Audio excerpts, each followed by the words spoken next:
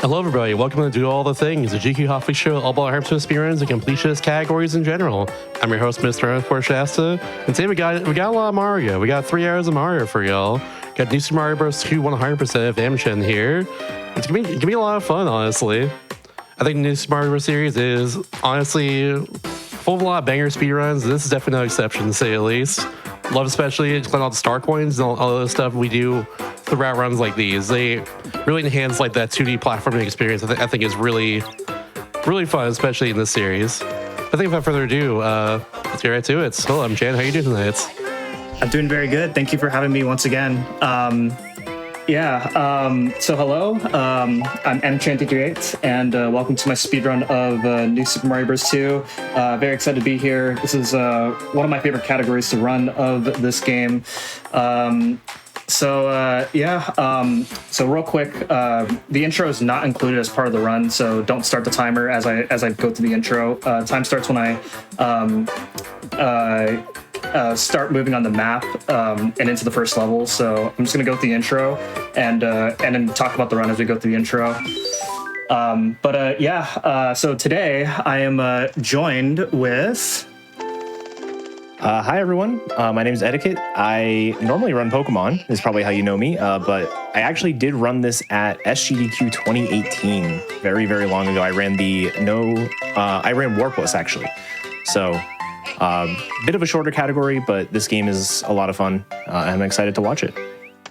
So to talk about 100%, 100% is it is a 3-hour category.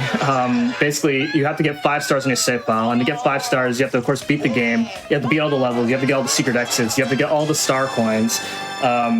You have to complete the star world that is unlocked after you beat the game, and then the one part that makes this category really bizarre is you have to max out all your lives. That is crown lives, which equates to 1,110. Which, oh my gosh. Yeah, you can't really get that many lives when you're just speedrunning the game really fast. So we do have this, but fortunately we do have something that we came up with in order to make this category really fast. So I'm ready to begin the run. If you guys are. Yep, whenever you're ready, for sure. Just count us down. All right, here we go. 3, 2, 1, go. All right, so beginning the first level, many people who watch speedruns of any Mario game are mainly familiar with any percents, and so 100% is going to be very different. So I have to power myself right away because that is required in order to get the second star coin of this level. When you get a checkpoint as small, then you get a mushroom for free without having to get a mushroom, and I'm going to get a fire flower because that is required to do the next level. So there's my second star coin right there. You needed a mushroom for that. And then I'm going to go into this pipe, which will blast us up to our first sub area. Since this is 100%, and I have to get all the star coins, you'll be seeing me go out of my way in every level in order to get all the star coins. Some star coins are located in sub areas that you normally don't see in most other categories. And at the end of the level, I am going to try and grab the flagpoles in a very specific way. You want to grab the flagpole at the 2,000 point mark because Mario and the flag both stop at different. They move at different speeds, and you want them stopped at the same time. And the 2,000 point mark happens to be the optimal point. And there's so many levels that we do in the run, so trying to achieve that as much as you can adds up a lot. I used to run New Super Mario Bros. 1, and there's a tech in that game where you have to turn around before you hit the flagpole in order for it to save a little more time. Is that present in this game too? That is not the case for this game. Okay. Yeah, it's just the 2,000 point mark, and it conveniently is just out of reach of a normal jump. So if you just have a running stretch right before it, you do have to do one of those triple jumps that gets you a little bit higher. 1,000 points is decent. I think it's the second best option, but you're definitely shooting for the 2,000 whenever you can. Alright, so this is where we need the fire flower for. So if you shoot a bunch of fireballs in that pipe, then a mega mushroom appears. If you played the first New Super Mario Bros. Game, this is one of the more famous power-ups in that game. You turn big, you destroy a lot of stuff, and you need this power-up in order to get that star coin right there. And there we go. That is 1-2. And now we're going to get introduced to our main power-up of this game. If you played Super Mario Bros. 3, then you are probably familiar with this. It is the Super Leaf. So you turn into a raccoon, and as a raccoon, then you can you can glide over obstacles and as well as fly over a bunch of stuff. But then there's also some special tech that if you play this game casually, you might not know about. So, Etiquette, why don't you talk about that? Sure, yeah. So basically, when you gain your P speed, the same as Super Mario Bros. 3, and whenever you jump, you'll start to lose that speed. But if you go and attack like this, you can actually both keep your speed and gain a bit of height at the same time. And as long as you touch the ground, you can basically refill your P meter instantly. You just need a little bit of running speed on the ground. So there's going to be a lot of flying over levels, although probably not as much as some other categories, just because we do have to do a lot of these sort of sub areas. But it's really cool. There are a lot of auto scrollers in this game. Specifically, the any % category has a really good number of auto scrollers considering how short it is. But those auto scrollers, a lot of them can be skipped or otherwise sped up just because you can do this this tech to kind of like fly over levels and skip the auto scroller part of the level. Just like skipping the trigger for it entirely. It's less that. It's more like sometimes a level will have like a boat that you're supposed to ride, and if you go too far ahead, you like fall off the boat. But if you can fly over the level, you can sort of skip having to wait on the boat and skip it that way. Sometimes auto-scrollers are, sometimes the auto-scrollers are screen locked, and it's like, it doesn't matter how far forward you go, you are stuck here. But a lot of times there is a free camera, it's just some other mechanism in the level that's preventing you, or supposedly preventing you from progressing. So here's our first secret exit of the run. Yeah, so we get the secret exit, which will take us to the first cannon level, and cannon levels are part of the level of all the levels that we have to do. So we do have to do all the cannon levels. So this cannon level is going to take us to Mushroom World, and we're going to go to Mushroom World. It's if you played this game before, then Mushroom World is kind of one of your secret worlds where you have to kind of find like a secret way to have access to those worlds, and this is going to be one of them. In the cannon levels are basically just auto runs. They're not very simple like in some of the other New Super Mario Bros. Games. And during the auto runs, there are these red coin rings that you get 8 red coins. And normally when you get 8 red coins, you get a power up. But in cannon levels, you get a gold flower in your bottom screen inventory, which is going to be used very shortly in one of the levels in Mushroom World. We'll explain what the gold flower does when we actually start using it. But for now, we're going to do Mushroom 1, and Mushroom 1's a very technical level, as this will be our first level where we're going to be getting a star, and if I'm fast enough through a sub area, then I can chain that star. Then I can chain another star throughout the level. So stars make you invincible, as well as make you go faster.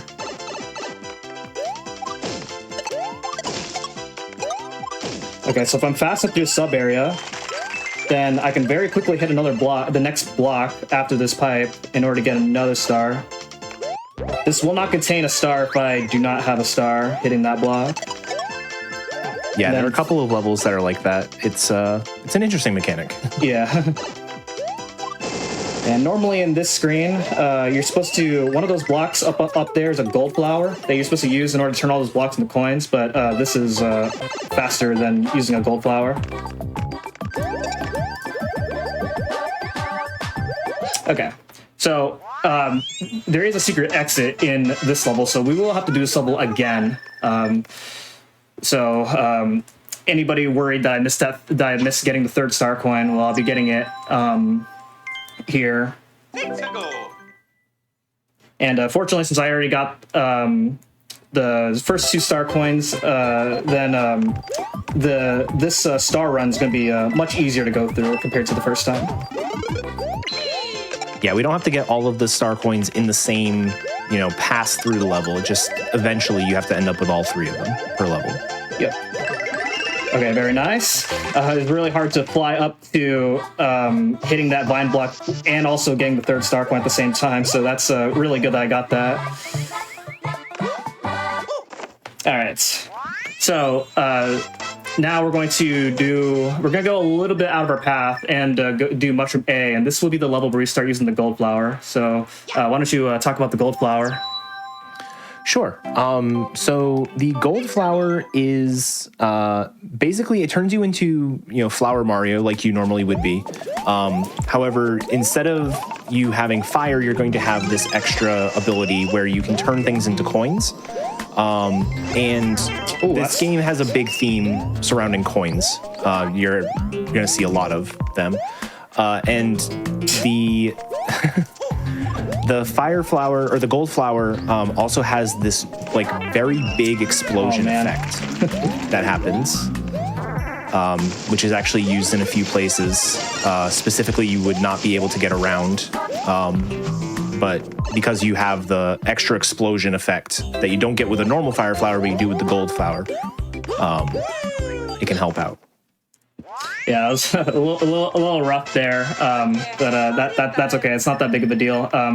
You want to end this level with the fire flower anyway. When you go through this whole level with gold Mario, then you turn back into Fire Mario because it's a temporary power up that's used throughout the level. So I will be entering this level as Fire Mario anyway, but yeah, that was a little bit rough. Normally you can shoot the spiky balls out of your way, but I unfortunately got hit pretty early, so that was a little awkward throughout that level. Yeah, so this is an example of one of those screen-locked auto-scrollers. It doesn't matter how far forward you go, you will sort of be stuck here on the screen. In the any percent run, this is actually where one of the places you can use your gold flower, because at the very end of the level there is one of those those purple urchins that is slightly off screen, and you can basically kill it through a wall using the extra explosion effect, and it lets you get to the final pipe a little bit faster. Yeah, and the gold flowers in Mushroom A, if I have done it right, then that using the gold flower in that level saves more time than how much it saves for this level. And since I don't have the gold flower, I can't snipe the urchin off screen. So I have to do a damage boost through that urchin.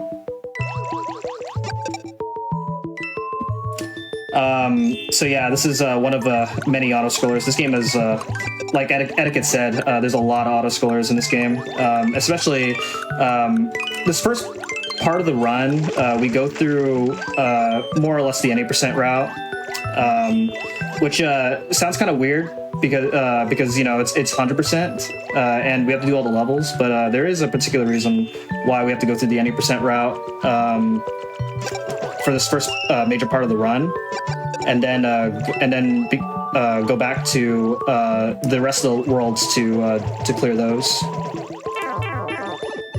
So there's the urchin that we otherwise would use the gold flower for in 80%.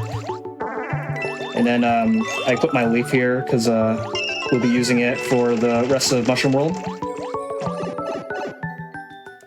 So I know the first Super Mario team has like the blue shell power, where if you use underwater, it makes you go a little bit faster. There's something equivalent in this game for the run? There is unfortunately none of that in this game. So you do have to deal with the normal, slow-moving water physics of this game. Yeah. Yeah, I've unfortunately not played much of this myself. I think I started and then got a little bit into it and then got distracted, stopped playing at one point. Yeah.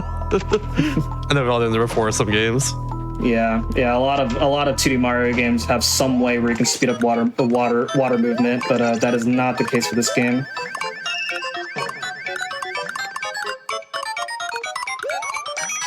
Okay. So grab that first coin, and then we're going to go into the middle door, because that has the second star coin. And so the gimmick behind this ghost house is there are parts of the floor that are disguised as these little bouncing blocks. And if you know where they are, then you can kind of take advantage of it. But if you're not ready to hit some of those blocks, then you can really lose a lot of time in some of these rooms. All right, so I'm going to do a bunch of spins right there, and that is so I don't get P-speed. And you cannot get P-speed. You can't do triple jumps when you have P-speed. And so this is one of the few parts where you don't want to have P-speed, just so you can use triple jumps in order to gain enough height to save a couple wall jumps.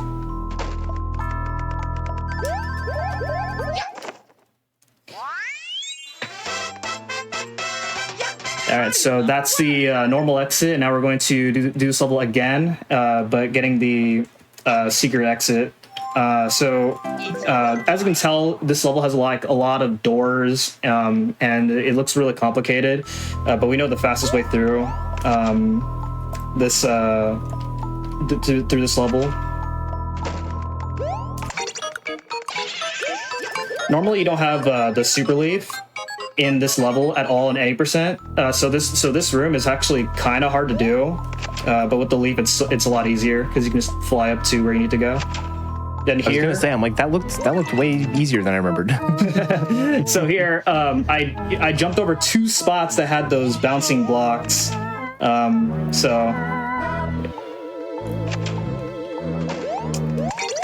And then once again, don't get P-speed, do some triple jumps, and that saves having to do a couple extra wall jumps in order to get up here, and then hit that switch, which will reveal this door, and then that's the secret exit.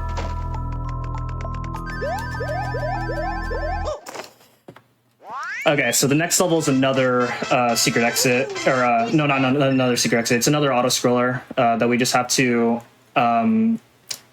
sit through because it's one of those auto scrollers where you just have to follow the camera.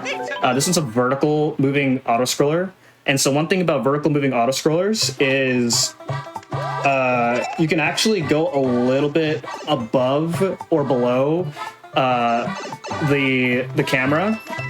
And some objects will spawn like a little bit off screen before they actually show up on screen. And so there's an optimization towards the end of the level where I will fly up to the pipe right as it spawns and before it shows up on screen. And you'll be seeing a couple of examples of those throughout a few more vertical auto scrollers throughout this run. It's kind of one of the only ways where you can save time in these kinds of levels.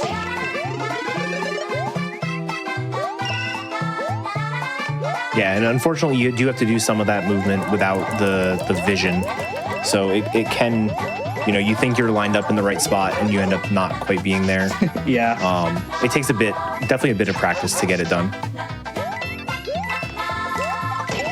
Yeah, you can't do this level. You can't do any auto scrollers blind, like in games like 3D World, 3D Land.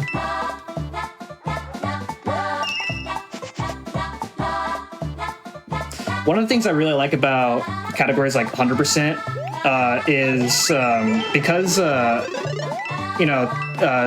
2D Mario speedruns to some casual viewers tend to they like to call 2D Mario speedruns as hold right and jump. But what I like about 100% especially in the new Super Mario Bros. Games is because you have to get the star coins.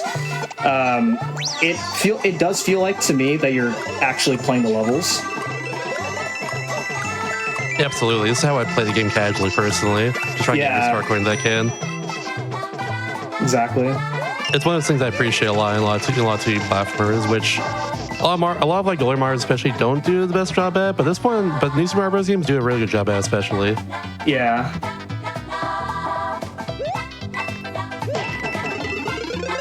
Okay, so here's the part where we're going to enter an off-screen pipe. Hopefully.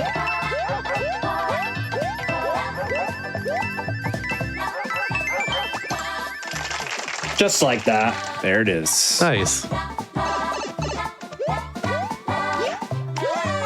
So yeah, it doesn't save much time, but we try to save as much as we can. Especially in auto scrollers. Yeah, so the frames whenever you can, for sure. Absolutely. You saw right before that climb, the very end Basically, M-Chan was like continually just hopping in place. That's to keep the P speed every time you touch the ground while moving in some way. While you are doing that sort of flutter, your P speed goes instantly back up to full. So you can maintain your P speed through a lot of stuff, even if it doesn't look like you should be able to. This chem level is kind of a pain to go through because these crows, they kind of dive at you depending on where you're at on screen. But fortunately, we didn't have to deal with that. All right, so now we are here in the flower world. This is a pretty short world, so we won't be here for that long. Starting off in flower 1, there's a bit of a cool strat. Hopefully, I can get in the beginning. Let's see.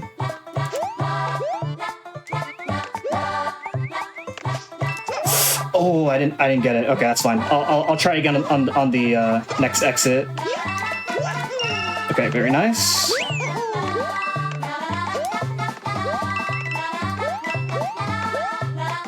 I hit this block right here, and while I'm waiting for this block, I'm gonna throw that shell at the third star cone, which is down below. And this secret exit, I don't know anybody can reasonably find this on their own. Okay, yeah, I would never have found that one. That is truly a secret exit right there. Yeah. This way. This level's really satisfying to get the timings down because like pretty much everything is cycle based in this level. Let's go. All right, let's try this again. I believe.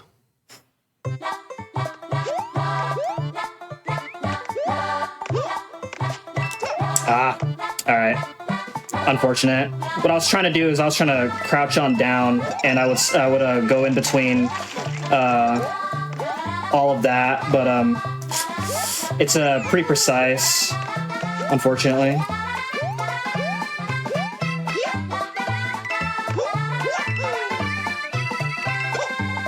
Oh man.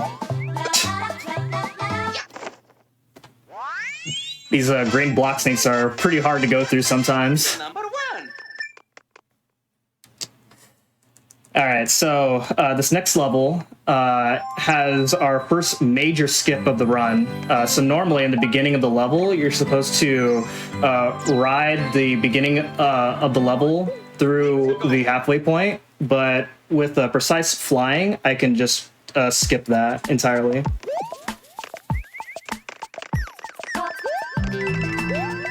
Grab the star in the process in order to make this skip easier. Just like that. Perfect.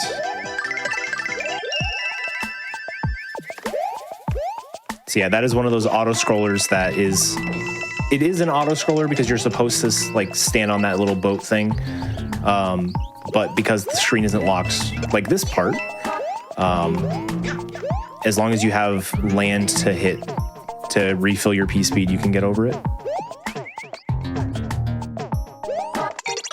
And while I'm waiting here, I'm going to try and get some enemies to fall on into the middle so I can get some lives, because we do need lives as part of 100%. Meantime, while you're doing that, I might read some announcements.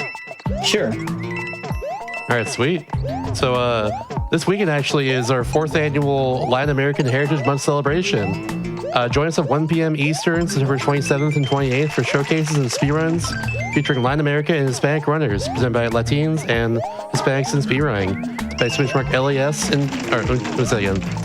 Type LHS. There we go in chat to join the community, or LATAM LACAM for the full schedule. The schedule's pretty good too.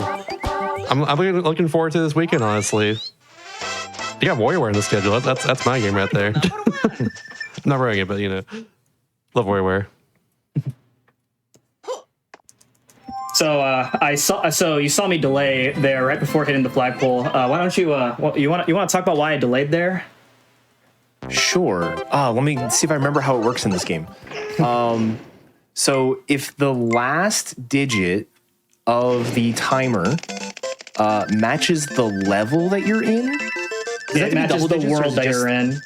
Yeah, the world. Sorry. then you get fireworks equal to that number. So this being Flower World, I believe is counted as an 8. Yes. So because there was an 8 on the timer, M-Chan decided to delay a little bit, got an unoptimal flag grab, but obviously saved the time from the fireworks. So Yeah, and when you get fireworks, you get a rainbow level, which is not part of 100%, so we don't do rainbow levels at all. It is a good way to get coins, but we don't include rainbow levels in as part of 100%. So now we're in World 6, the final world. That means we're about ready to beat the game and save like 2.5 hours on the schedule. Wow. Woo! Crap, we gotta get Helix ready for the show. Oh, crap.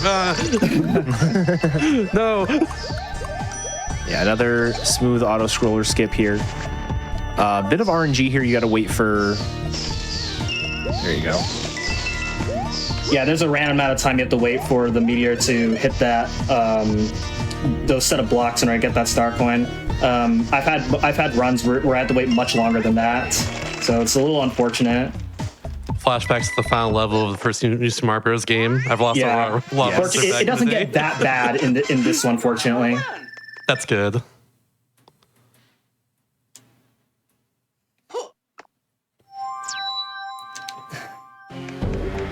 It's a good time. All right, so this ghost house. So I guess we went through like mushroom ghosts. So ghost houses are usually like these complex levels that trick the players into getting lost. But obviously, when you speedrun the game, then you know the fastest way through ghost houses. And the ghost houses in this game tend to have like unique gimmicks to them. We'll be seeing them as we go through all the ghost houses. Like the ghost house in Mushroom World, like there's like a lot of doors and a lot of different ways to go about with that, so it gets a little complicated. This one has like rooms that kind of like look similar to each other. Like there's this one right here where like the sign tells you to go left, but you can actually go inside this door right here, and this is actually where the secret exit is.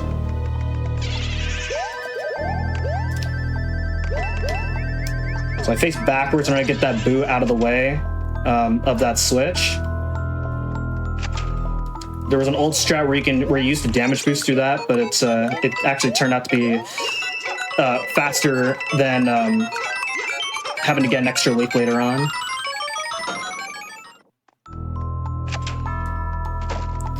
In that wall jump section, if I was precise enough with my wall jumps, and I could have actually saved 2 wall jumps, which would have saved me a second. I didn't get it, but it's fine. I like the highlighting on the booze, especially like the little glow they have. Yeah, really nice design. I feel like because of the blue and red, it's like probably better to look at it with a 3D effect than the 3DS, but I can't really prove that right now, obviously. Yeah, even if I turn on the 3D, you guys won't be able to see that. Yeah. Yeah, if you turn on the 3D in this game, then the background turns blurry, and that's really all the 3D effects you get. Oh no, definitely don't want that one.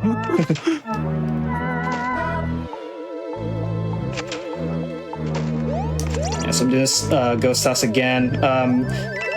We have to revisit these worlds at some later on in the run. So you could, in theory, delay doing these levels, but I usually like to get both exits out of the way just so I don't have to worry about them later. There's no difference in time.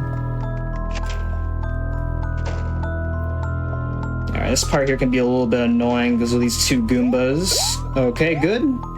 Nice. Nice. Mario number 1.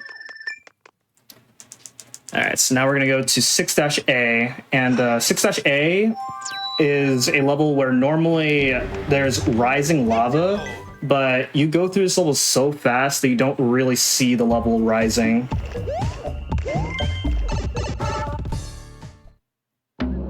So it's one of those levels where it's really easy to do in a speedrun, but somewhat hard to do casually. So fly up to get this star coin. Grab that, and then fly up over here. Gonna grab this star coin, then while I'm up here, I'm gonna grab the star in order to speed through the rest of the level.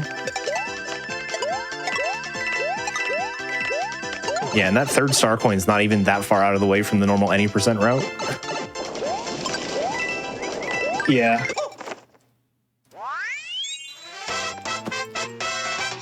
Okay, so next up is 6 Tower. So in any percent, it's like one of the hardest levels to do, and it's pretty spicy in this level, in this category when you have to get all the star coins. So all the flamethrowers in this level, they turn on and off on a global cycle.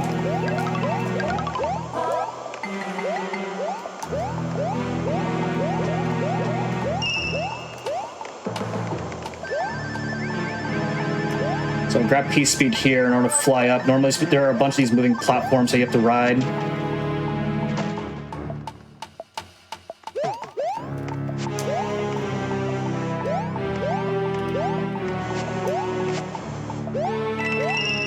Okay. Still good. Now we're gonna set up P speed. Oh.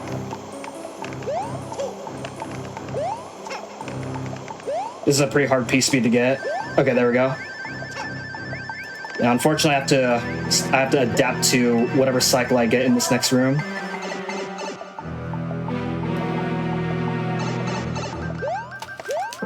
Okay. Not bad. And this will take us to the end of the level. Very okay, nice. So the boss of every tower is Reznor. You might remember Reznor from Super Mario World. And the way you fight him is just like how you fight him in Super Mario World. You just hit the block that's underneath them, and that's it. Yeah. So there's different variations of Reznor in this game compared to Super Mario World, where like they're all the same in that game. So that's because it's the 6th Reznor fight. It's supposed to be like kind of the hardest one. So I guess we'll see what happens on the other Reznor fights. Definitely that one's the hardest and not any of the other ones. Alright, so I'm going to grab this coin block here, and that is going to be used to boost through this boo as I reveal this vine block. Oh, that's not good. Okay, there we go.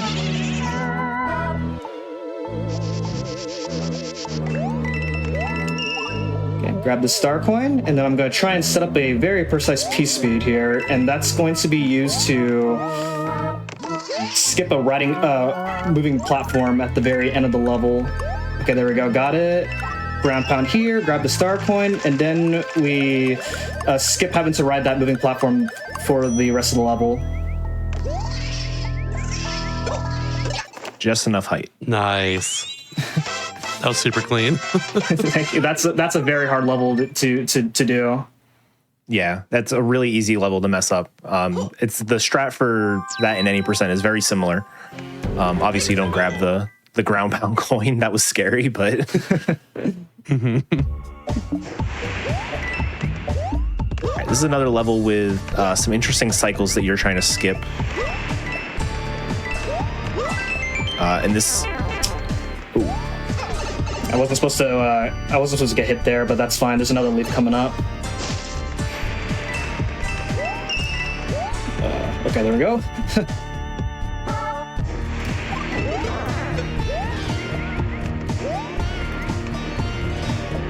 Get the spiky ball to hit these blocks so I can get this coin, and then I'm going to set up 2 triple jumps. 1 and 2. Yeah, and both those triple jumps, if you don't get the triple jump and you just get like a double jump or a normal jump, you will hit those firewalls. Yeah, you cannot clear that with just normal jumps. All right, so now it is time to go to Bowser's Castle now, and Bowser's Castle is a really long level with lots of strats going on here. So the first thing I'm going to do here is I'm going to set a P speed and then fly up to the top of this room over here to get this coin, and I'm going to do some damage boosts because there's not a good way of going through this part efficiently. So we do the damage boost, re-equip our leaf, and then do a precise triple jump over all this right here. And then in this next room, I'm going to set a P-speed in order to skip right into Block Snake throughout this room. That was not good. That's not how I wanted to do it, but we are surviving. Okay, now in this next room here, we got these Koopalings, and what they're going to try and do is, in a cycle, they're going to turn us into stone. And if we're not behind these walls here, then we'll turn to stone.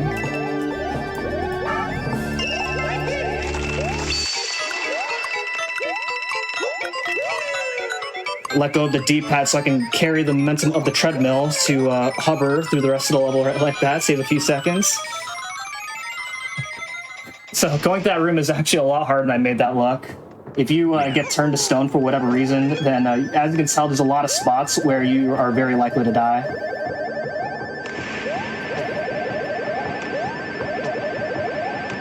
All right, these fireballs are always the same.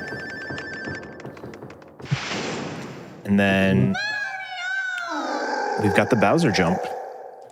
Hard fight. Oh, let's go. Very nice.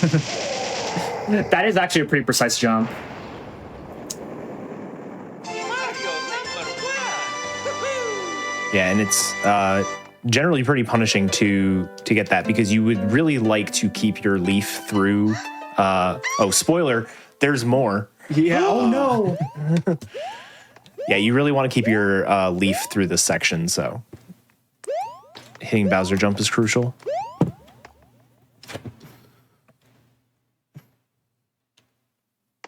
What's gonna happen now?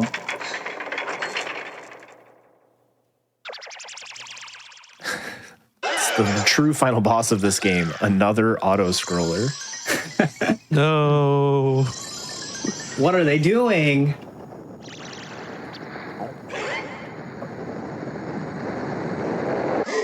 Oh no, he's back!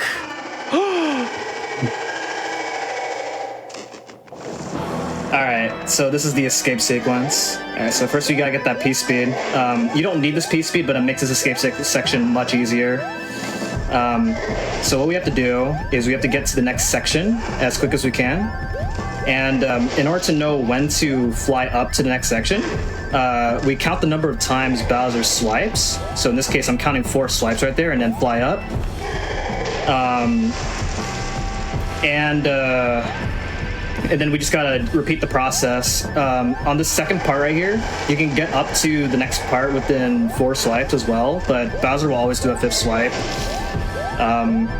So you can kind of take your time here, because you do have to wait for the 5th swipe. And then the third section, you can get up within 3 swipes. Yeah, and it's another case of it being a vertical auto-scroller, so you can go slightly off-screen. And the actual final P-switch, or it's not a P-switch, but the final switch to hit at the end of the section, you can actually hit from off-screen, so it's definitely good to try to figure out exactly what your timing is. I will say, I think in general, like a boss auto-scroller is a lot more entertaining than like a level auto-scroller, just generally, because you get to like avoid stuff, like avoid attacks and all that during these. That's more interesting to me. Oh, for sure, yeah.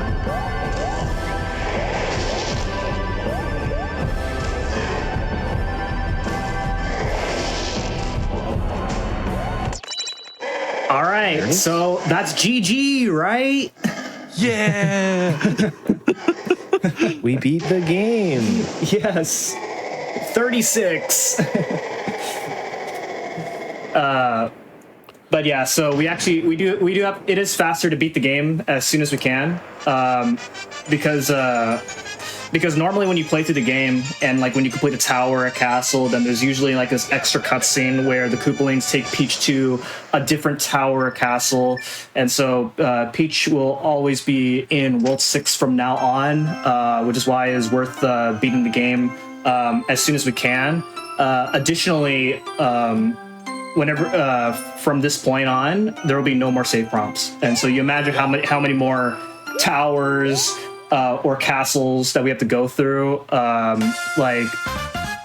skipping all the save prompts, all that adds up over the course of the run. So in the meantime, I actually have a pull up in chat right here to choose whether or not I play as Mario or Luigi for the rest of the run. Yes, So I just play please that real vote. quickly? Yeah, so at this point, we actually do get Luigi gets unlocked here, so you guys get to let me choose which character I get to play as throughout this entire post game section. There is no difference in gameplay between the two characters. So it's just all preference, and usually in my attempts, I like to play as Luigi. I do like me some Luigi personally. Yeah. No bias, no bias. Yeah, I don't think there's like any point in the game where they tell you that you can play as Luigi. You just kind of just figure it out. But you just have to hold L and R as you reselect your file. All right. I guess while we're going through credits, it's probably a good time to mention, just because there's not much else going on. So big theme of this game is coins. And if you notice, whenever we're on the overworld, at the very bottom of the screen, there's a coin counter that if you've played casually, you probably know is not always at 9,999,999. Why do you have your coin counter maxed out? Surely you didn't play that many speedruns, right? Yeah, so the reason is whenever you complete a tower or a castle, then the game would usually have to count up those coins and then ask you to save. But if you max out your coins, then the game can't count those coins anymore. So it skips the prompt entirely. So that does actually save time over the course of the run. In this category, it actually saves 6 seconds because of how soon we beat the game. So you really don't save that much time. But if you really want to compete for a high level time, then the time save is worth it. But if you're just doing runs, then it's not that significant. It takes several hours to grind up the coins to be that much, and it's cartridge based. So as soon as you max out your coin count on this cartridge, then you don't need to do it again. Mm-hmm. It looks like also Luigi on the poll, by the way. Oh, we got Luigi. All right. Hell yes. No, one of my favorite comments on the my GDQ run I did back in 2018. So I messed up the secret exit in 5-1, like that section. And I made some comment about like, oh, I should have practiced that a bit more. But like right before it, I made the comment that I played for like 12 hours to max out my coin counter. And so one of the comments on the YouTube is like, this guy spent 12 hours maxing out his coin counter and couldn't practice for that one level. I was like, yeah, I deserve that. While we're waiting for the other credits here, do you mind if we read another announcement? The credits are actually almost over, so... Oh, no. Yeah. That's fine. Yeah. Maybe when I get to 1-5, because that's a water level and there's not much to talk about in that level. Sounds good, sounds good. Yeah, so here are the end of the credits. Also, you can move around and grab coins during the credits if you need to grind coins, but whenever I'm doing attempts, this is usually like the point where I just like kind of just rest my hands because it's a nice like 5-minute break. All right, so here we are back as Luigi. Oh yeah, something I didn't mention about grabbing all the star coins. You also have to spend all the star coins as well as part of 100%. It's a bit of a weird requirement, but yeah, so we have to spend our star coins on these toad houses. Okay, so back to 1-Dash Tower. Yep, so now we need to do the normal exit, which is going to be another Reznor fight. Surely this one's harder than the 1-6 tower. Surely. So go and set this pipe over here.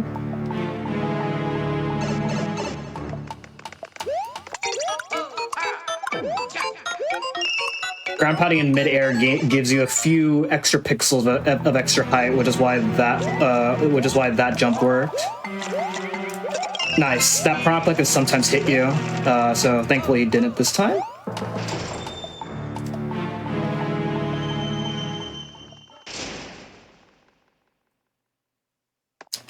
All right, so there's 2 Resnors.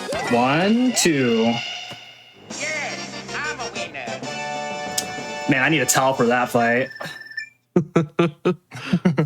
I like if they brought them back for this game, though. That's at least pretty cool. Yeah. Let's go. Yeah, so right there, the coins would count up and you'd get asked to save, but because we've beaten the game and maxed out the coin counter, we don't get either. Yep. Also, you notice that gold coin block appears. That appears anytime you accumulate an increment of 200,000 points. So in some categories, there are parts where you don't want the coin block to spawn if you want to do an optimal strat at the beginning of a level.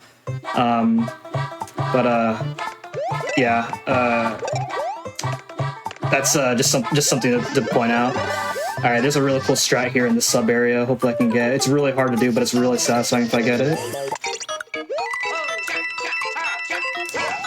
Luigi did. Nice. Oh, we got the drop as well. Ooh. That looks clean. That's a lot harder than it looks. All right, now you can fire up with some announcements. Number 1. All right, sounds good. Sounds good.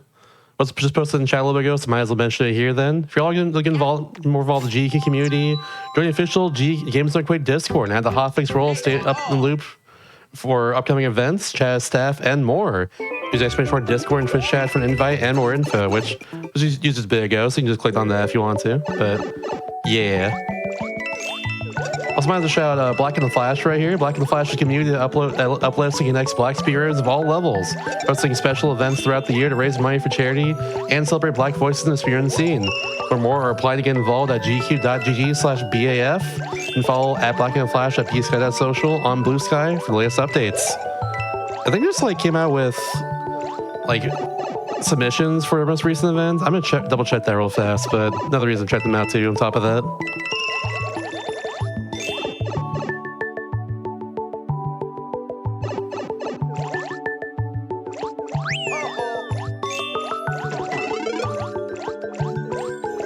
Yeah, so this is a level you don't really...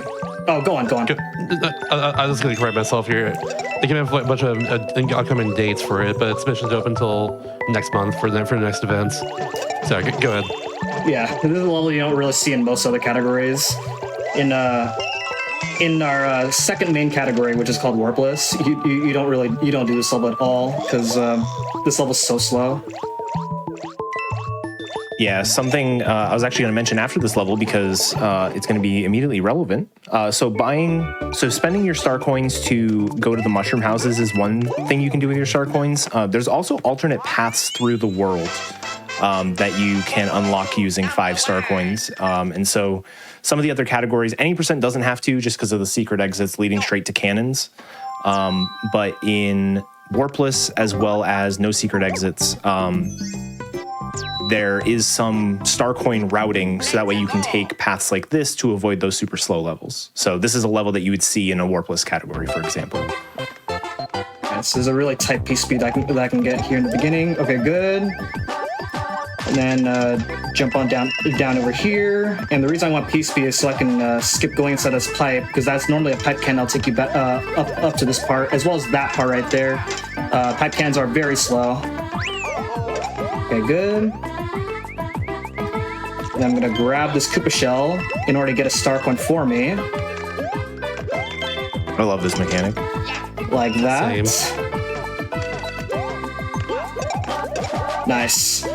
Again, that's another Prompa that can sometimes hit you. That's if he hits you, then I would have to do a slower strat in One Edge Castle.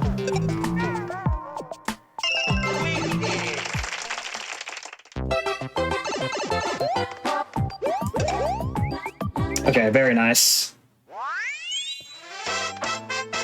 Okay, so going into One Dash Castle, finally completing World 1 after 46 minutes. One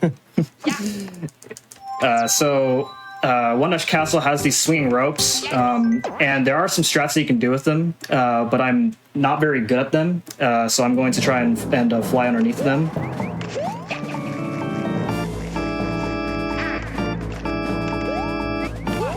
Try and do a jump here, get that star coin. There's a really tight piece speed that hopefully I can get. Very nice. And that's so I can fly and get this second star coin. And while I have piece speed, I'm going to go and fly underneath these swinging ropes. What you can do with the swinging ropes is if you jump on the frame that you land on them, then you can get a bit of a boost on them. But most of the time, whenever I deal with those swinging ropes and I get those jumps, it's usually because I don't expect them. And I'm just not very good at that kind of strat in this game. It's time to fight Roy Koopa.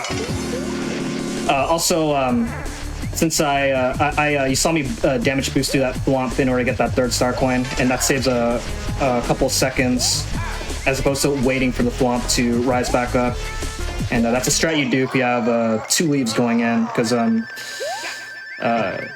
gonna have to lose a leaf anyway, starting off in 2-1, because of the star coins in that level. So World 1 now fully completed, and now we're going to be doing World 2. So World 2 is one of 2 worlds that we do where we full clear in one single visit. Most of the every other world, we have to do twice, just due to how the routing works in this game.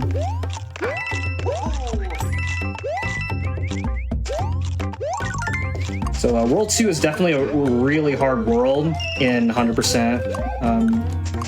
There's like cycle-based levels, as well as just levels where like enemies are in very difficult positions to deal with. So here's a section where we see the gold flower again. The other thing about using Luigi is his like the gold flower is one of the few differences where like he looks kind of different with different power-ups. He's Silver Luigi with the gold flower. It doesn't mean anything in the grand scheme of things, but just something cool to point out. I was very confused. I was like, wait, what power-up is this? Why have I not seen this before? Yeah, where'd Silver Surfer Luigi come from? What the heck?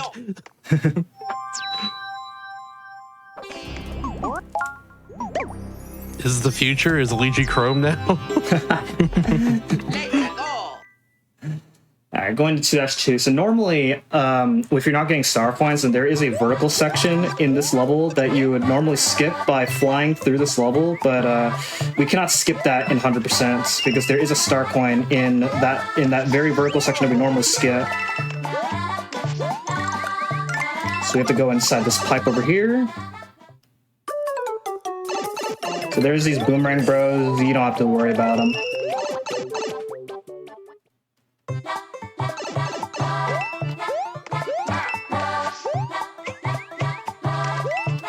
Okay, good.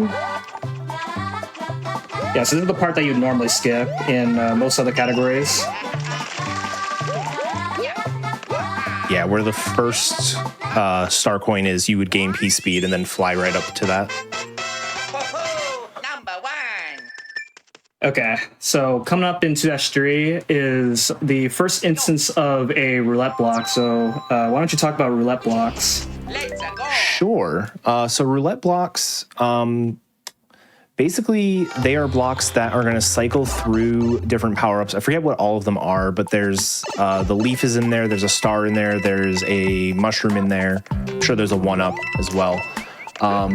And those are actually cycle-based. So as long as you take the same amount of time to get there, you can get the same thing. So M-Chain just got a star out of that one.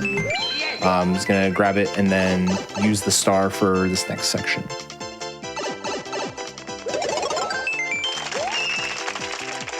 Yeah, you have to throw a shell at those piranha plants usually, but with the star you can just fall right through those piranha plants. And you might notice I delayed grabbing the star, and that's so I can have as much time as possible for this section.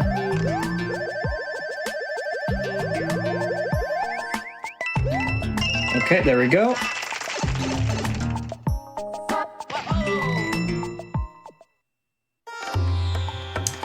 Okay, so the next level that we're going to be doing is 2-A, which is a level that we do instead of 2-3 in the Warpless category.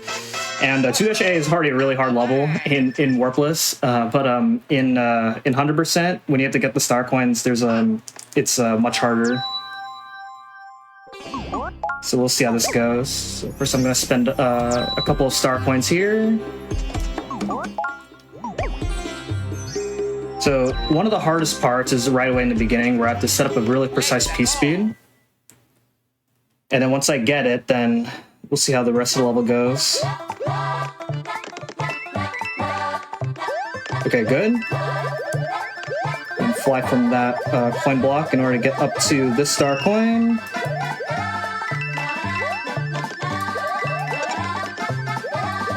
Grab this coin, fly up to this part. And then the hardest part is towards the end of the level where I have to try and...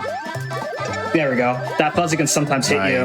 And if he hits you, then you die. And then you have to go through the rest of the level without a leaf. Number 1. That was clean though. Okay, so now the next level, 2-Dash Tower, is a heavily cycle-based level. There's a very precise cycle right away in the beginning that I have to try and make. You can't beat this first cycle right here, so I use that time to grab that extra leaf.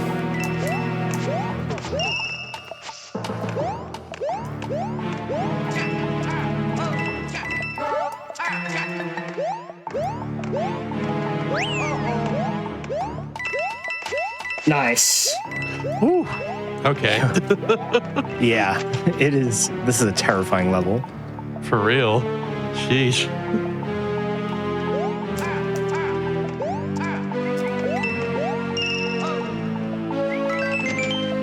Okay, another tight cycle to make. Good.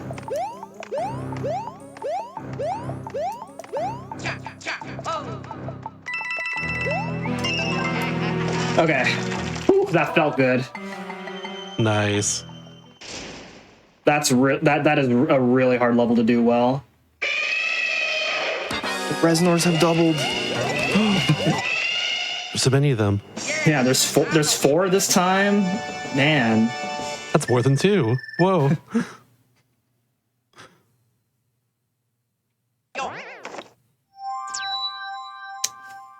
All right. So that felt good. So now we get to breathe a sigh of relief in this level because this is after doing all those really hard levels back to back. This level is kind of an auto scroller where the gimmick here is we have this giant boo chasing after us. Now, one thing to point out is that if you face left looking at him, then he stops, which actually stops the progression of the level.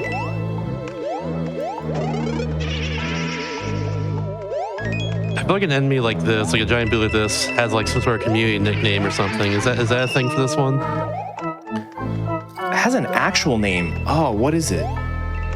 It's Behemoth, I think. Behemoth. That's a great name, actually. Yeah. I think it's like the canon name is Behemoth. I thought that was a nickname that I just heard from when I used to watch you run. Let me see if it's real. Yeah, Behemoth. Oh wow! Nice. I can't believe I remembered that. I thought you made that up when I watched you run years back. Secret. All right, so I get the secret exit. Now I'm actually going to delay getting the normal exit, and that's because I can get a free leaf in case I get hit in 2-B. Let's go. 2-B is a really easy level in most other categories, but when you have to get the star coins, this is like one of the worst levels in the game. I feel like this one's also deceptively tricky casually because of all the stupid bombs everywhere. Yes. Okay, good. So that bomb spot is really precise in order to break all those blocks. So you can throw that bomb in that star coin.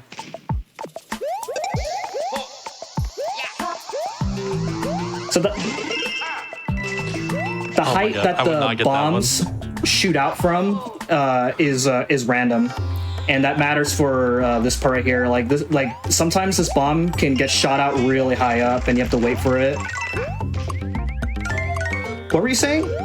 I was gonna say like that whole sequence there is like another star coin I just would never be able to get ever. Yeah, you never get that star coin in most other categories.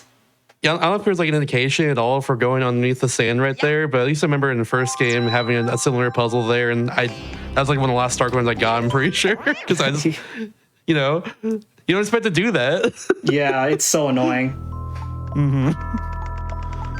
Very tricky to say the least. Okay, so we managed to get one of the hardest levels of the run with relatively no issues, and now we got to go back here and do the normal exit.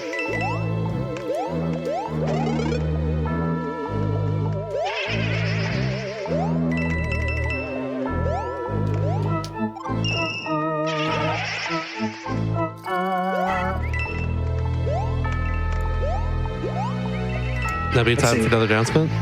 Yeah, sure. All right, sounds good. I will, in that case, I'll say that it is September right now currently. There's discounts currently of 25% or more on tier 1 or on tier 1 subs or any subs really, I guess, for like 1 month, 3 months, or 6 months during all September. So if you're enjoying the stream, consider taking advantage of this discount. Subscribe for exclusive emotes, ad-free viewing, access to chat during replays as well. You also support the stream by sharing games with words. You also support the stream by sharing the Games Are Quit channel to your friends. Appreciate the support anyway. And also currently going on as of today, if you gift 5 more subs right now in chats, at least one additional bonus sub will be gifted at the same time too, courtesy of I think it's Valorant's the sponsor this year, but yeah. That's going until like October 1st. That's not my sheet here. That's just like, you know, it's just a thing.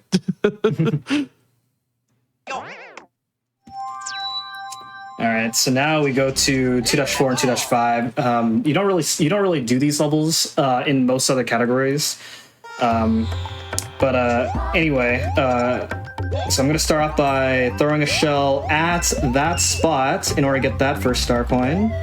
That saves having to crouch underneath that space and having to physically get it, and then boost through that pokey with the tail spin.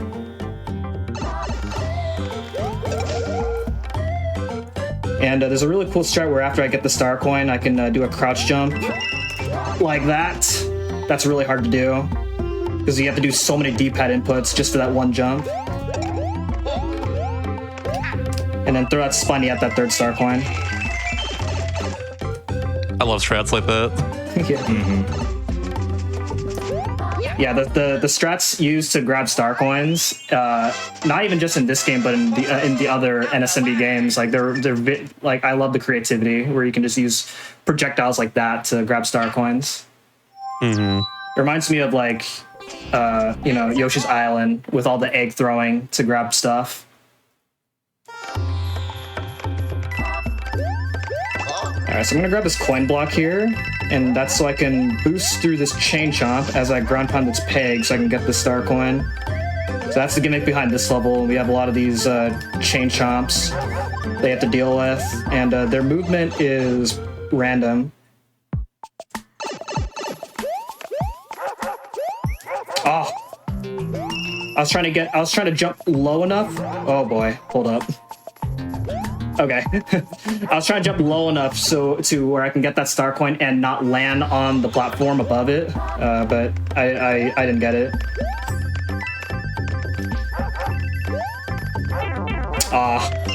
Okay, that's okay.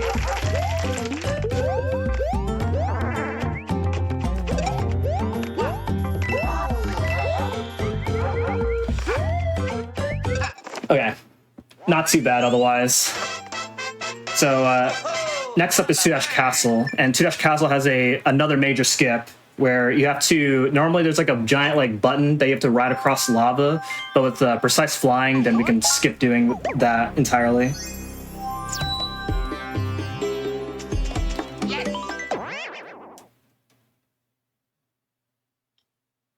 I think after this will be a good time for a break, by the way. Yeah, after I finish this level. Sounds good, sounds good. Man, I was so into this run that I didn't pay attention to the time. It's all good. I was figuring after World 2 would be perfect.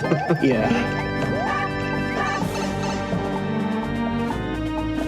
Okay, so that's the skip right there. That was super nice. there are a lot of those like really like those one tile blocks that you have to land on, and it's really precise to try and land on them. It kind of takes a bit of understanding how the flight mechanics work with the Super Leaf in order to get consistent with the skip. Yo, Iggy. I like Iggy.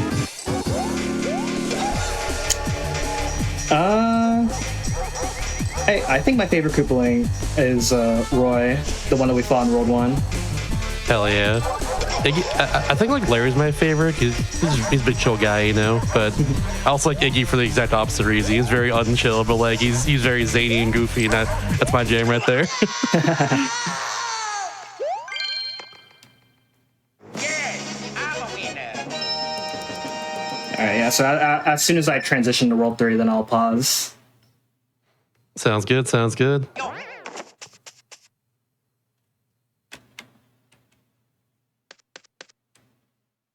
Pause right there in that case. All right. So we'll be back in just a little bit, everybody, with more of this run. So stick around, and see y'all very soon.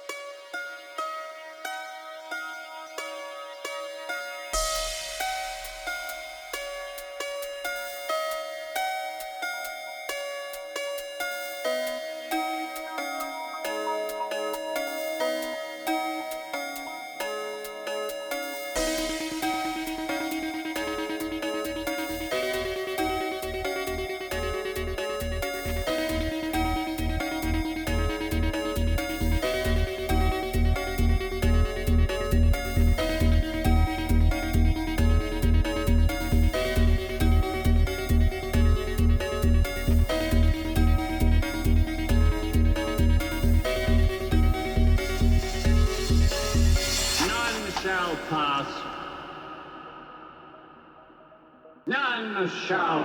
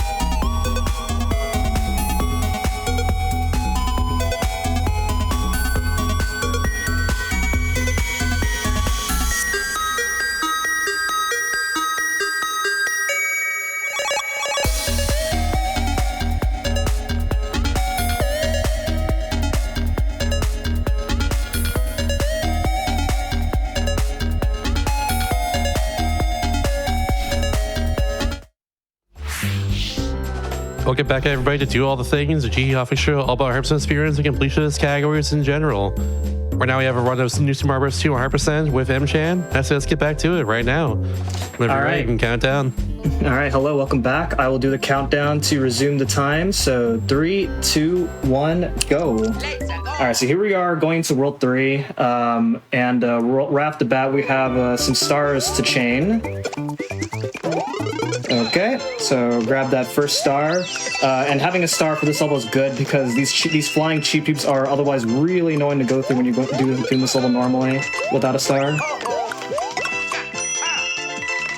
Yeah, and so because you got to that block with a star, it also contained a star, and this one. Yep. If you hit those normally, they are maybe mushrooms? I don't remember what they are. They're just coins? Okay.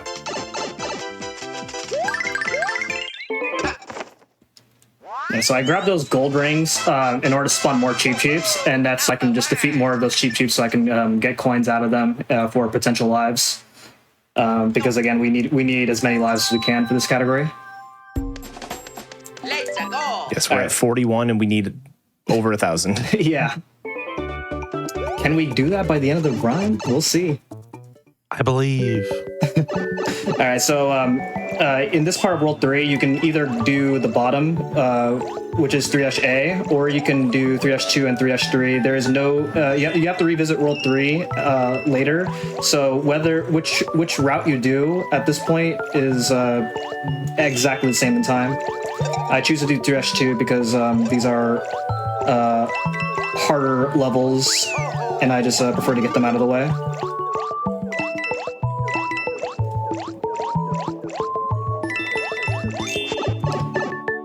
Going to that pipe while fighting the currents is can be kind of tricky sometimes.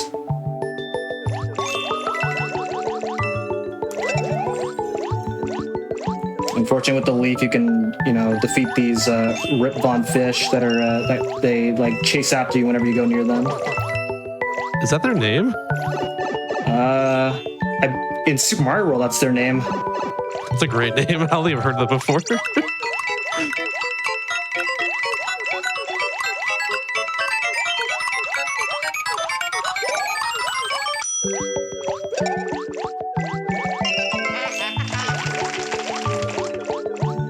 Rip Van Wish Fish is a name. It doesn't list NSMB2 as the Mario Wiki. It doesn't have NSMB2 as a appearance. Oh, now I need to know. Then I guess they're called something different in this game. Number 1. Yo. All right, so going into 3-3, there are scuttlebugs and as well as these spider webs that you can jump off from. They disappear whenever you climb on them. We're gonna try and not go on most of the spider webs, hopefully. So gonna go and fly through this first part, hit that switch, go into this pipe. And normally you're supposed to hit a switch in order to get this star coin, but you can just hover over. That's the strat that you would do if you don't have a leaf, but since I have a leaf, I can just hover to that first coin. There's a really tight P speed that hopefully I can get. Okay, good. That doesn't save much time, but it looks really cool. And that's so I can get up over here without having to climb on those spider webs. If I was more precise enough with my wall jumps, then I can actually get that third star coin without having to do that extra wall jump that I just did.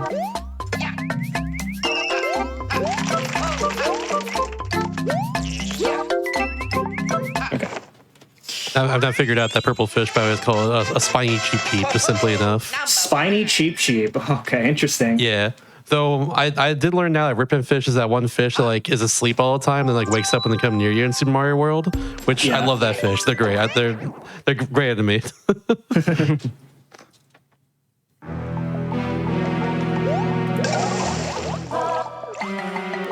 Okay, so before we do the actual part of 3-Ash Tower, we have to go back over here in order to get the star coin. This is kind of one of the we saw it earlier in 6-4, where if you don't know to go left, then you can miss the star coin. And now we just gotta sit through with this level. let's see. Anything we haven't talked about that's worth mentioning? Or did we cover most of the basics? Definitely most of the basics.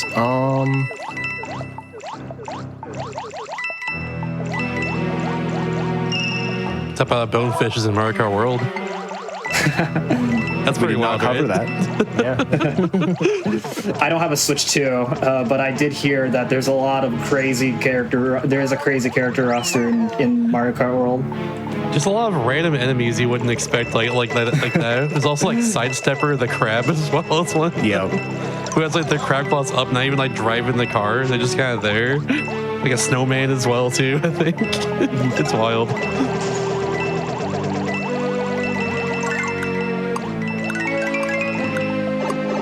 All right, so we gotta go inside this pipe in order to get this third star coin.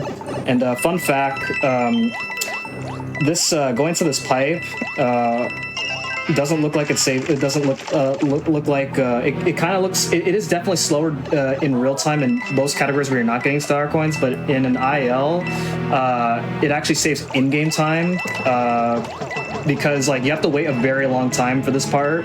But this part opens up sooner if you go into this pipe.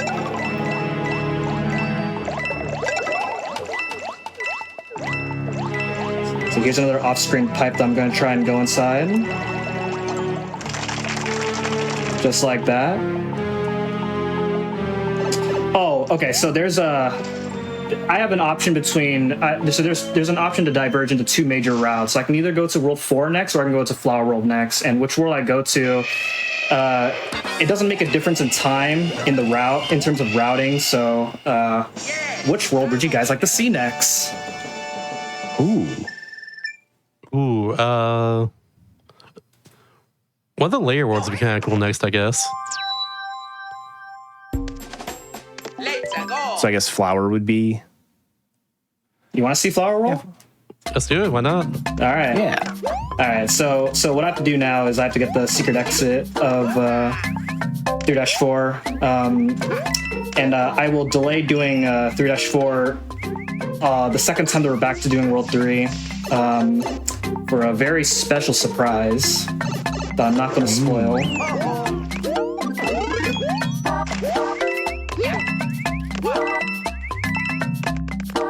So in this level, there's these cycles of poison water that go up and down. Luigi did it. Nice. You want to make sure you're quick enough in order to beat that cycle. Okay. So the secret of 3-4 will take us to 3-B, which is an auto-scroller, but it is kind of a scary auto-scroller because you actually have to do this whole level as Mini Luigi. Let's go. And if I successfully go through this whole level as Mini Luigi, then that will set me up to go back to 3-Tower and get the secret exit of that level because the secret exit of 3-Tower requires Mini Luigi. So unfortunately, there's quite a bit of auto-scrollers that we have to do back-to-back here. God, the movement for Mini Luigi is so funny. It just looks wrong.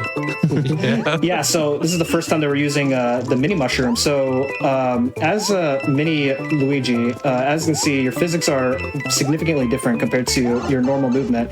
You jump higher, you have much floatier gravity. So as a result, the movement can be kind of hard to get used to. But that also means that you're more fragile, and you can't, as you can see, like me jumping on these bullet bills, you can't just kill them with just a normal jump, unless you ground pound them. So it makes hitting enemies harder, and most of the time in a speedrun, you want to like keep the mini mushroom only for the necessary parts. So it's a pretty terrifying power up. You do get to run on water, though. Yes, you do get to run on water with the mini mushroom.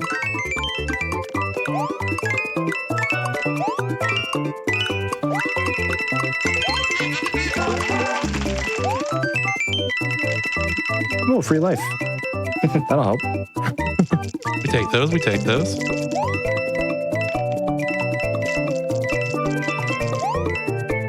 kind of curious now, like, what you're going to be doing later on down the line to get, like, max out your life counter. You don't have to reveal it right now, but, like, that's in the back of my mind, you know? Yeah.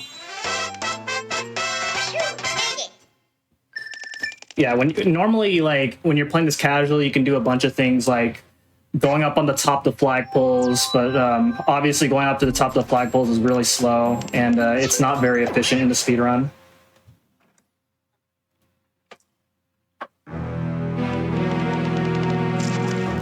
Alright, so yeah, so now we have to go back to 3-dash tower again, but this time it's mini, so I have to try not to die. There are toad houses that will contain mini mushrooms if I do die, but I will hopefully don't want to have to do that. Okay, so there's a bit of a cool trick that I can do here, since I'm doing this as mini.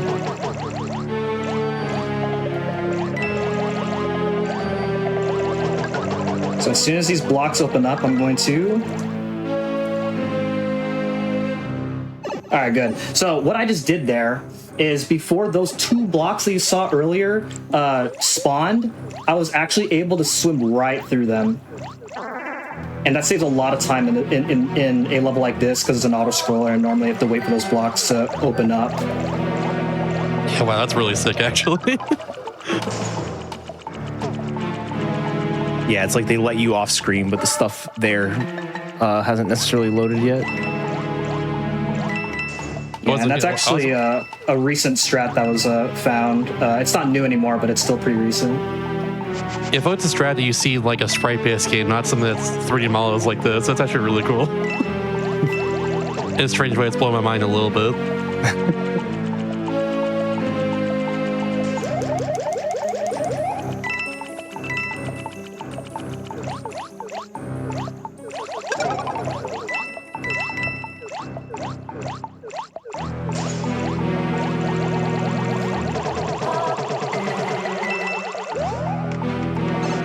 I'll just go through. Oh, never mind. Sorry. So now we're going to. So the secret exit's going to take us to the cannon in order to take us to Flower World,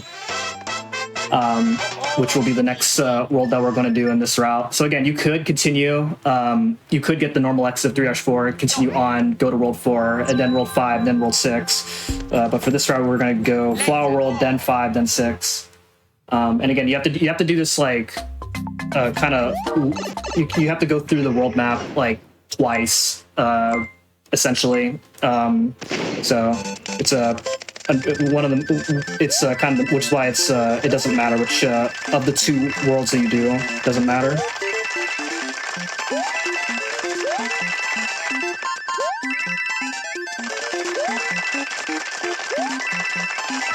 These cannon levels are usually kind of tricky to go through without the leaf, but obviously with the leaf you can just fly over everything. Yeah, it's not an auto-scroller, but it feels like one sometimes. Yeah. Alright, so now we're gonna go, so now that we're back in Flower World, we already did Flower 1, so now we're gonna go to Flower Ghost. And we have to deal with these spider webs. You have to pretty much climb as high as we can. And then and then when we get the star of this level, then it turns everything into coins. And then we just gotta drop on down. And if you drop on down over here, then this will be the secret exit.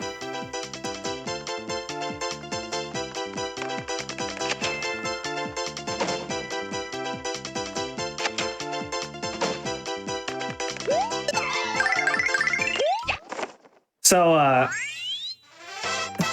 coming up in Flower B, there is we have the introduction to Lakitu. So normally, whenever you deal with Lakitu, you jump on him and then you can take his cloud and you can ride on the cloud. But that is really slow. So with the leaf, I can just fly up to the star coins that I need to get. So right over here. Again, normally you're supposed to use Lakitu in order to get that star coin, but you can just fly up to it. And I'm going to get a star from this roulette block. And I'm going to hover my way down to this pipe in order to get this star coin. You're supposed to hit that switch in order to reveal some blocks in order to get that star coin, but you can just wall jump and get that star coin instead. Slide and get that star coin. Again, all three of these star coins you're normally supposed to use Lakitu, but with the Super Leaf, you simplify the process. Ho-ho! Number 1. I guess you can call all three of those strats Lakitu skips. Totally Guess not so. a Mario 64 trick. Oh yeah, Definitely never not. heard of it before. What's Mario 64? I don't know.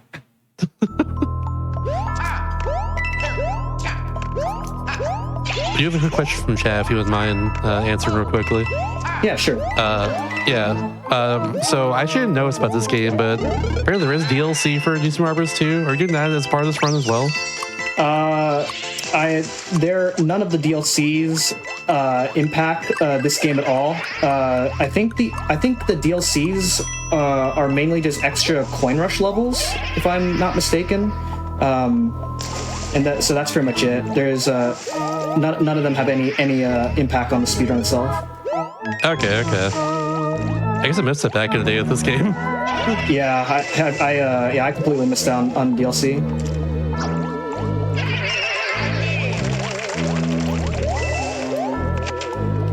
Yeah, I think one of the DLC packs that I remember watching Juice ACD do is something called the Impossible Run or something like that, where like you have to do some really hard coin rush levels that are not any of the levels that you normally do in the normal game.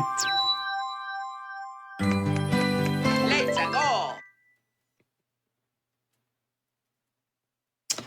Okay, so in this level we have these swinging vines, and normally you're supposed to swing from vine to vine, but with the Super Leaf you can actually fly above the top of the vines and skip needing to ride the vines entirely, or you skip needing to swing on the vines. Yeah, if you don't go over them, you end up grabbing them, right? Yeah. Yeah. Luigi did. That third coin is kind of hard to get. You have to grab that star coin while the scuttlebug is at the bottom.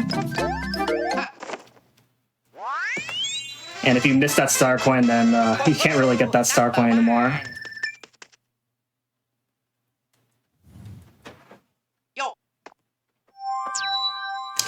Okay, so coming up in Flower 3, this is another really difficult level because this level has a mini mushroom that we have to get that is required in order to get one of the star coins. Any level that involves getting a mini mushroom are all really hard. So there normally is a vertical section, but you can fly in order to skip it, just like that. And then here is the mini mushroom. Good. So that's why we need the mini mushroom right there. And then since I don't need it anymore, in order to do the sub area, I'm going to equip Leaf. Blast up to that coin. Do 2 hovers in order to land on this pipe. And then this part right here is really hard. Oh, nice. So you're supposed to keep your mini mushroom and bounce on those Koopas, usually, but that is really slow. And what I did is definitely much harder than I made that look.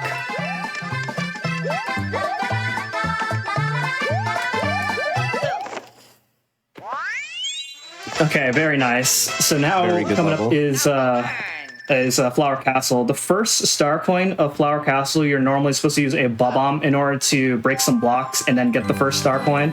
But with the Leaf, you can just fly underneath the blocks and get the star coin.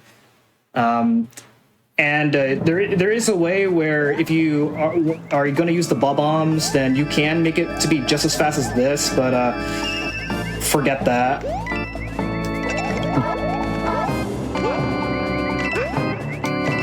Yeah, some more twirling there to cancel the run so you don't get P-speed. Don't always want P-speed. Yeah.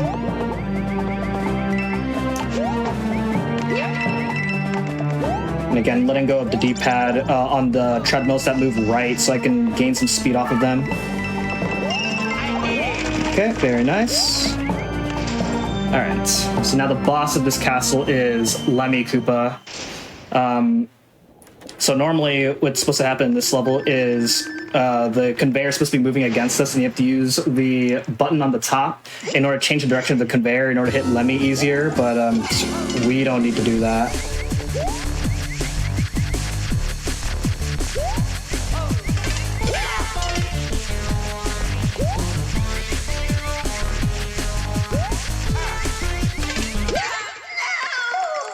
Just like that. Very nice.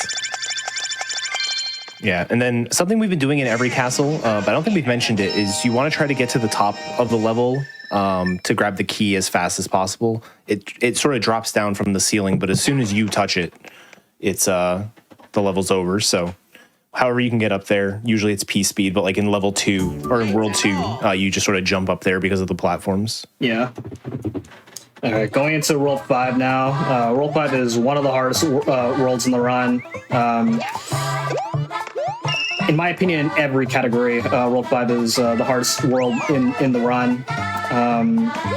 That first star coin grab is definitely really hard to do. You have to jump on those 2 Koopas very precisely. And then this third star coin grab is really tricky. Nice. That's a lot harder than it looks. You have to hover right as soon as you run off the ledge in order to make that possible. So that's the secret exit of 5-1, and I have to do this level again. I missed the second star coin, and that's because I messed up a strat earlier, which would throw up one of the cycles. So I'm going to do this level again and have a more favorable cycle since I don't have to worry about getting the first star coin anymore.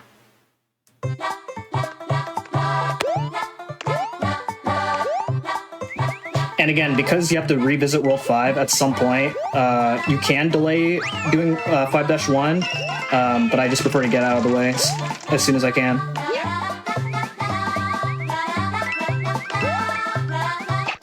Okay, so similarly, there is a bit of a similar situation with World 3, where you can either do the top route, which is doing 5 ghosts, or the bottom route, which is by progressing to the normal route of World 5. But I'm going to do top route. It saves 1 second over doing the bottom route first. And that's mainly because you'll have 2 leaves going into 5 castle. Because if you do the bottom route first, then you'll have 1 leaf going into 5 castle, which would mean that you have to waste a second to get an extra leaf in 5 castle in order to do some strats there.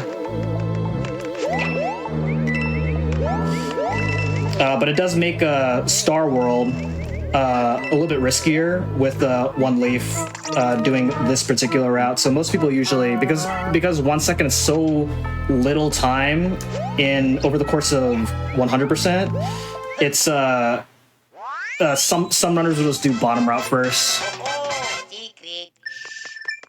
in order to have 2 leaves for Star World.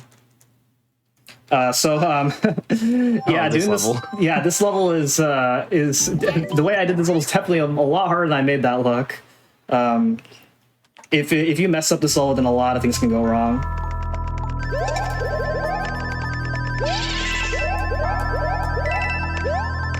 Because basically, like these moving objects, they are cycle based, and so you will not be on the right cycle in some parts, which could easily throw off some of your movement throughout the level.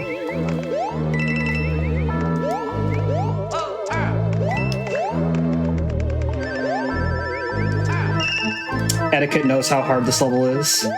Oh yeah.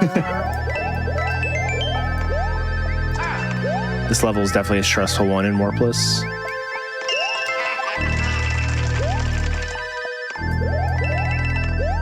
Which this is not the exit you take in Warpless. You take the other exit that we've already done. So yeah.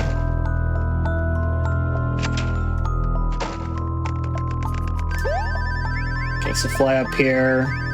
Much easier to fly up than to climb that large swinging set of blocks.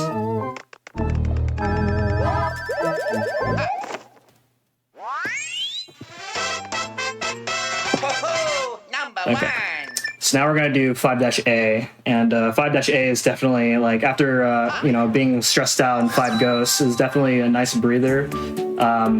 Unfortunately, it is a 2-minute autoscroller where you're not really doing much, except in 100% where you have to get where this is kind of like one of the best levels to get lives. So that's what I'll be doing. And unfortunately, I have to do this level twice because there is a secret exit in this level. Oh no. Yeah. So I guess Yeah, in the this is meantime, go ahead. Go ahead. No, go ahead first. All right. Yeah, I was just gonna say this is a level you can find basically a spot to stand and just sort of stand there if you don't feel like actually participating in the level. So actually being able to do stuff in 100% feels good. Yeah. Can only imagine, yeah. But I guess in the meantime, might I have read some announcements during this? Yes. Or just yeah, but yeah, cover time for a lives? lot of things to say.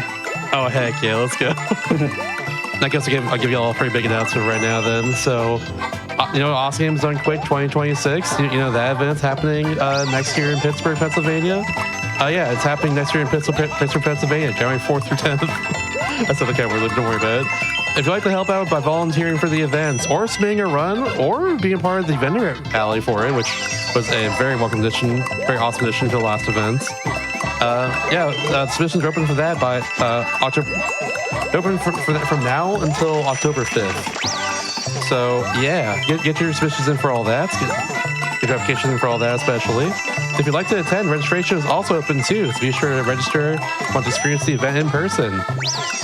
And new to this event too. New to this event as well too. You also have the ability to upgrade to a foil badge by November 1st. Visit GDQ.gg for more info on all that. Personally, get my own game submissions in. I got my volunteer application the other day though, so I get shafts for that. I'm always excited about GQ submissions in general. That's always a good time. Oh yeah. Yeah, GDQ has always you been two an amazing submit event. Was that? Are any of you two submitting anything? It depends. I have to see what's going on on my personal situation. That's totally fair. I do plan on submitting some things. That's basically what my job is this week. The big one I'm gonna aim for is Expedition 33. Yo, that would be hype. Yeah. Yeah. It was a little bit too late for last event, but this event should be good. Absolutely. That feels like it's a lock for sure, but I guess we'll have to wait and see.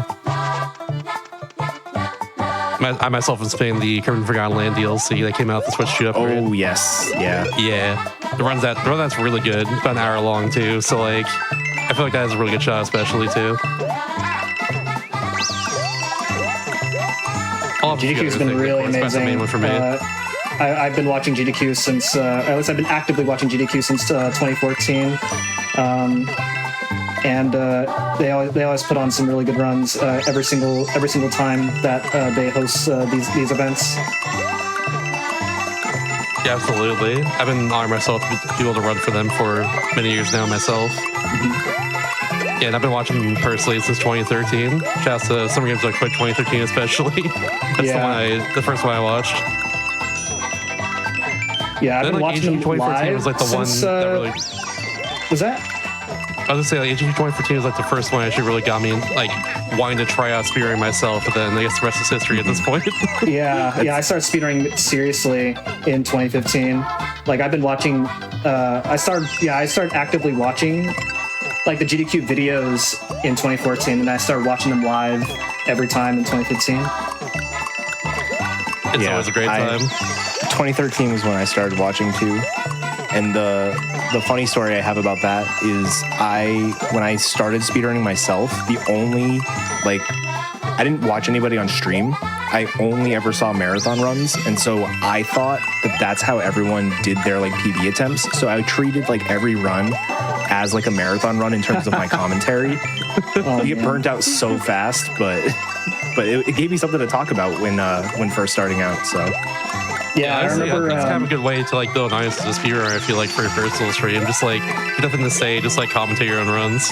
Yeah, my the first time my first speed run was Link to the Past back in 2012, believe it or not. And back then, I never knew that there was a community of people who speedrun, who also speedrun games. I just always assumed that one person speedran games when I was seeing the videos on YouTube. You're kidding. Yeah, for me it was like CGN's F-Zero GX run from AGQ 2014 and like Team Air 64's Beautiful Joe run from that same event that like really just showed me how cool speedrunning was, and I was like, I want to try that. This is so sick. Yeah. Okay, we should talk about runs were Five Castle amazing. now. Yeah. Oh, Five Castle. Definitely another level with some cool auto scroller skips. I'm trying to remember where all the coins are, because I'm trying to think if you actually do. Yeah, all here's the first skips coin. or That's the only one I have to go out of the way for. not. Okay. Oh, do you do the piranha plant skip? No. Okay, good.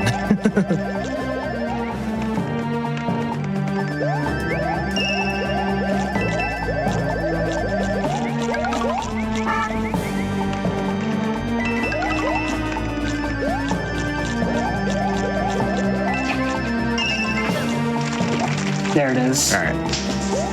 Very nice. Yeah, each of those sections, each of those flying sections, you actually run out of P speed at the end, so you have like barely enough distance to make it. And then a lot of those areas, you also have barely enough space to regain your P speed before the next section. So Yeah. And that third coin, there is actually a harder strat where you can get that third coin without having to grab that last grate, but that is really hard.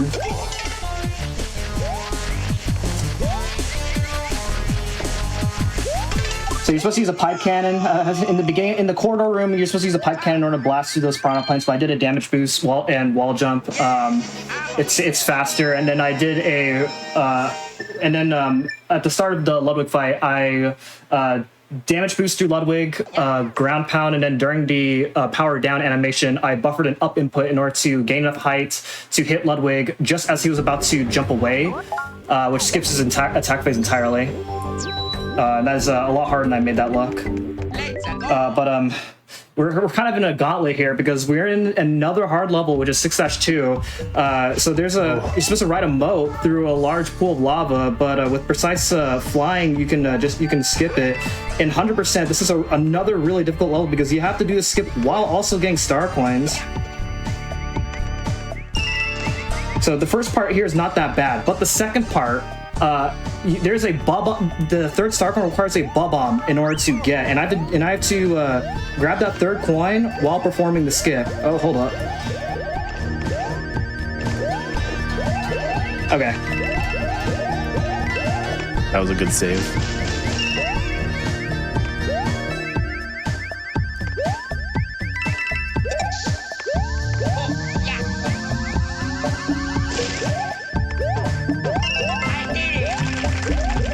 That looks Okay, pretty cool nice. right That Very was so nice. cool. there. Good stuff. Messed up and I still saved it. Oh man. That was awesome. Number one.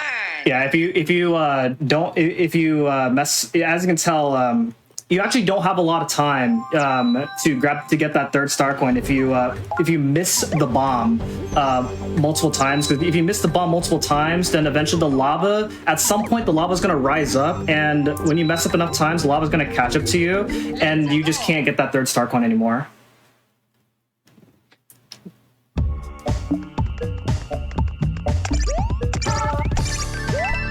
Okay, very nice. That's another precise P speed to get at that level, and it's actually really easy to mess that part up because you have to set that up while the first platform is going down, and it's really easy to undershoot that jump.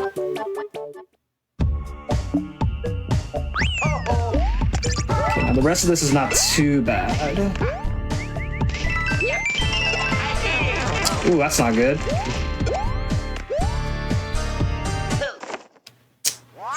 Okay, unfortunately, I'm not gonna have a leaf. I'm gonna go to a toad house and grab a leaf in order to show off a cool strat in. Well, actually, yeah. I'm gonna grab an extra leaf by going to the toad house because I want to have leaf going into Mushroom World in order to save a lot of time there. Because the next level is gonna be really awkward to do without a leaf, which would also make the other 2 levels in Mushroom World when I have to go back awkward as well.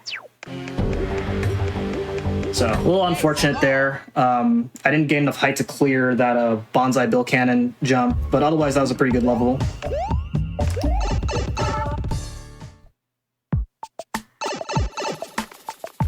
Alright, so this level, fortunately, in comparison to 6-2 and 6-B, is relatively easy.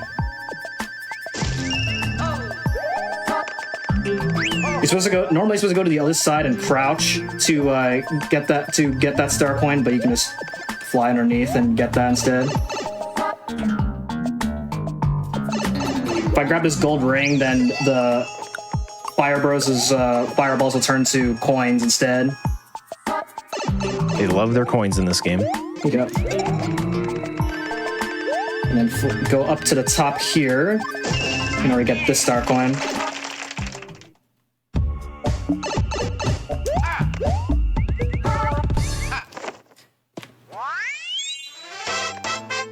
Alright, so now that that's World 6 fully completed, we're now going to go back to Mushroom World.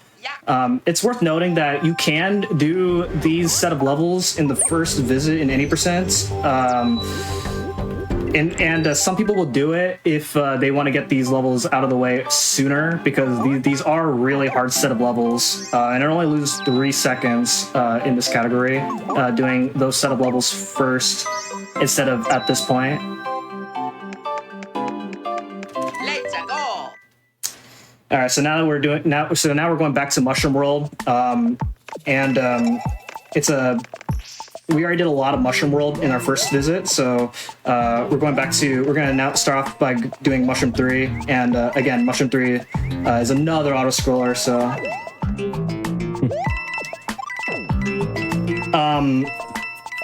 I guess I can prepare to talk about the next level while we're doing this. So I'm going to grab the coin block at the start of the level at the beginning of Mushroom Castle, so I can use the coin block to boost through a thwomp that I would otherwise have to wait for.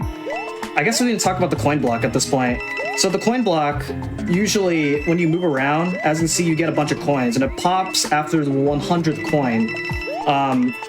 However, for the purposes of the speedrun, you can actually use the coin block to boost through enemies in order to just lose the coin block without losing any of your power-ups. And you probably saw a couple of times that it is abused a couple of times in order to do some strats quicker.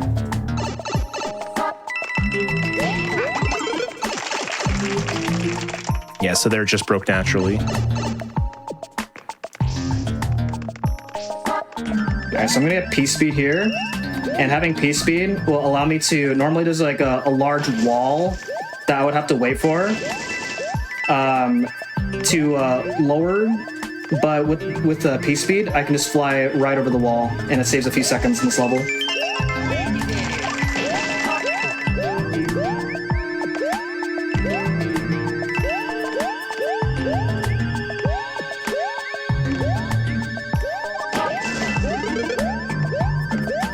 So here's the large wall that I have to wait for usually, and there it is. Nice. So again, only saves a few seconds, but a few seconds is definitely something that you want to save in a level where you can't really save time. Yeah, and I was just going to mention we're taking that time during the auto-scroller to grab as many coins as possible because we still have to get ourselves to 1,110 lives, and we're currently at 84. Yeah. Every little bit counts. All right, so going into Mushroom Castle. So again, I'm going to get this coin block. And so coming up there is a thwomp that normally you have to wait for. but I can just boost right through just like that. Use the iframes to go through that second thwomp.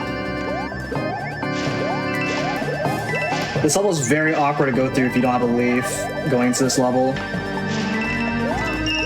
With the leaf, you can just fly over all of these womps and thwomps. And there's a really tight piece speed that hopefully I can get.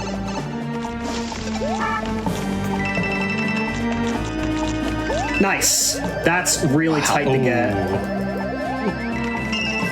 And normally what you're supposed to do is you're supposed to go to the end and then build a piece speed there and then fly up to the third star coin. So that saves 6 seconds.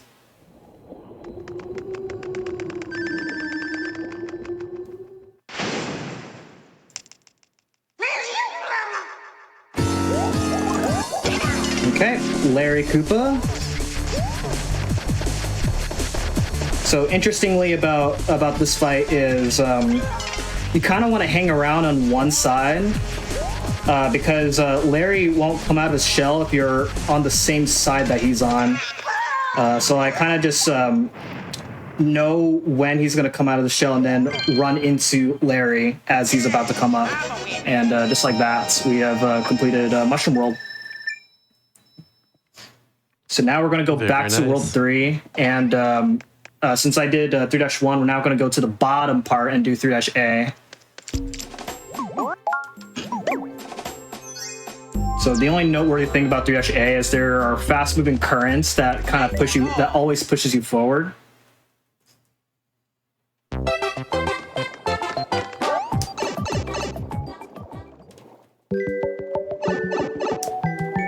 Okay, good. I want to hit that switch in order to get a few extra coins here.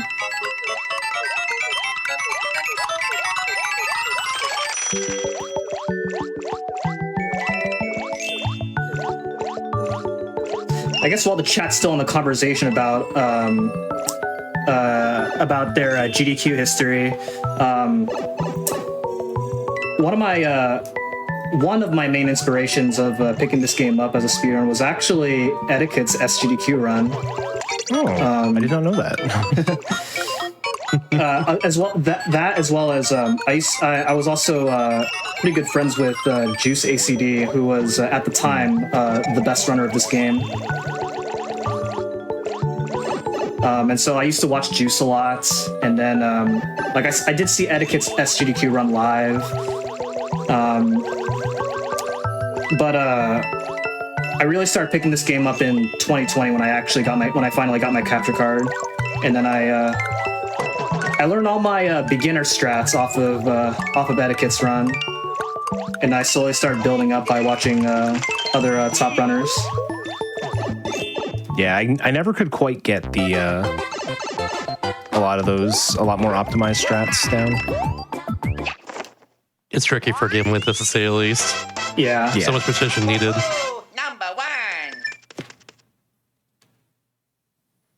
It's also a game where like you can play like closer to perfect in this game than you can in a lot of other games. Let's go.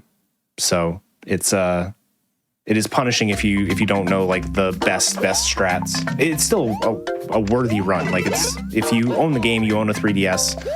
I would definitely recommend it as a speed run, any of the categories really. Yeah.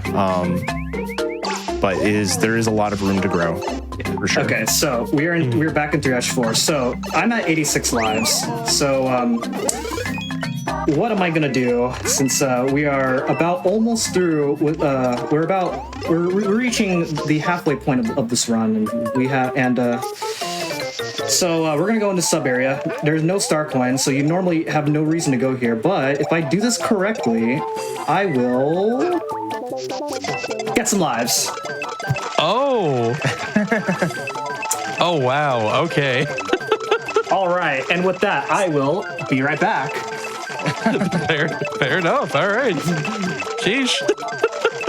Yeah, this is actually, funny enough, doing something different.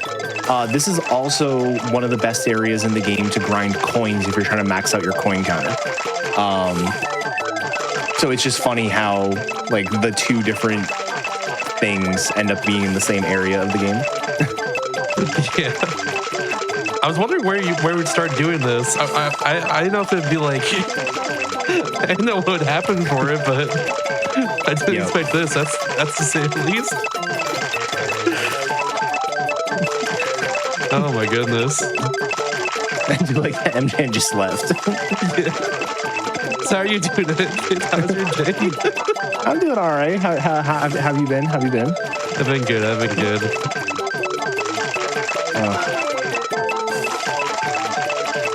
I guess my little Mesmery announcement while we're here might be something to do. Hey, if y'all enjoying the run, yeah, right now we're currently just kind of sitting here. You can catch us on YouTube, I guess, as well if you want to. Catch us on past Hotfix shows, special events, and GDQ marathons. YouTube.com/games done quick. You could do that.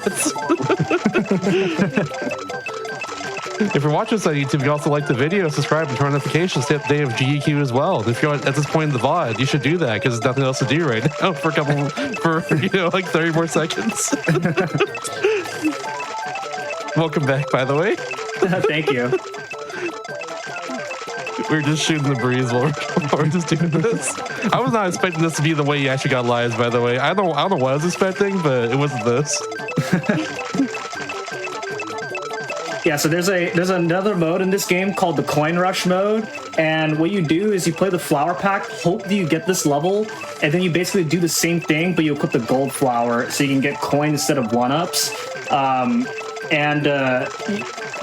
In coin rush mode, you can only get up to 30,000 coins per attempt. So you get 30,000 coins, die, get the 30, and then repeat the process until you get 30,000 coins, and that is the most efficient way of grinding out your coins if you are interested in maxing your coins in order to save as much time as possible for speedrunning in this game. So do you need to max it out once and that's it, or like does it have? Yeah. You have to like keep 99 forever. Yeah, you keep the 9 million coins on your cartridge. I meant like, sorry, I was thinking the live count. Sorry, I'm still on that.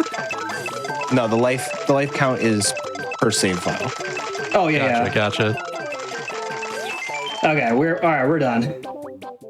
But you don't have them all. Oh no. Yeah, so because we still have some levels to do, I will get those lives as I finish up the rest of the levels of the game. This also means that I have to be careful with not dying because if you die a bunch of times, then that could make your life count scary throughout the rest of the run.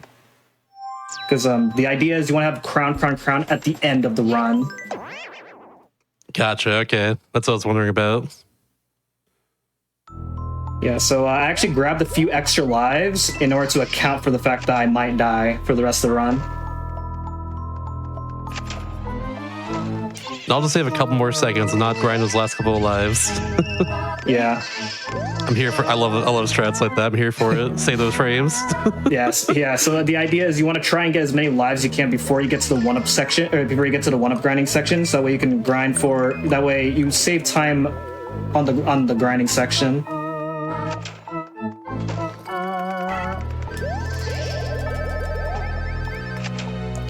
So the idea of this ghost house is there's a bunch of these moving platforms that you're supposed to wait on, but obviously we can just skip them.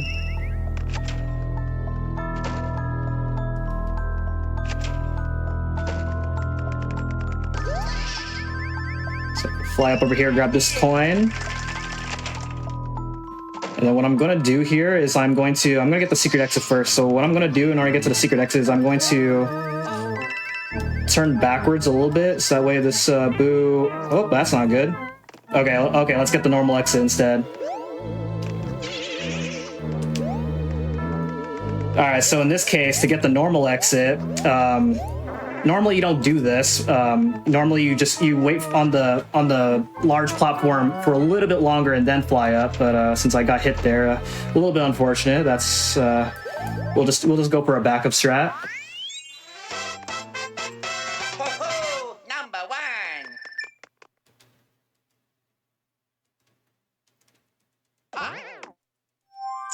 Yeah, so the normal exit will take us to 3-5, which normally you skip in the Warpless category. And And we're doing all the things. yes, we are doing all the things. Got put that in there somewhere in this run.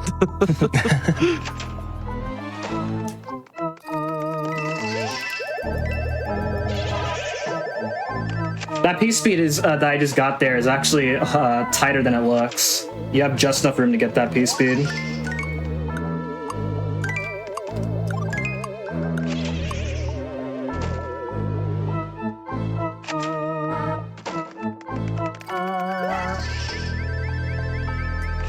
All right, let's try this again.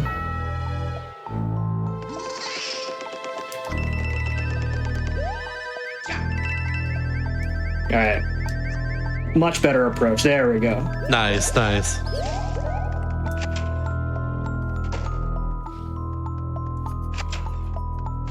So this secret exit would usually allow you to skip 3-5, which you take in most other categories. So yeah. So 3-5 is a water level, and then it has bloopers, which are usually kind of painful to deal with. So we'll see what happens here.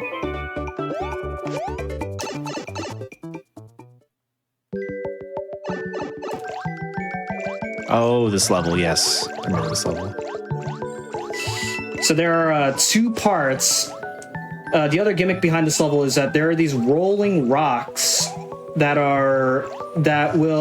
you can use in order to break these blocks. So as you can see, you need one of these rolling rocks in order to get this star coin. Ooh, that blooper was in a weird position, but that's okay.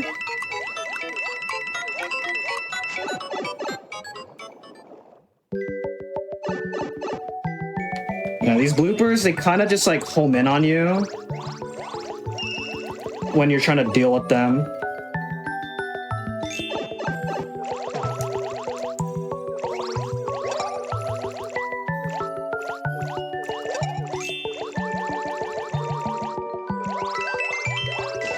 Okay, so there's a large boulder that we have to right here, and we need this in order to get this last star coin.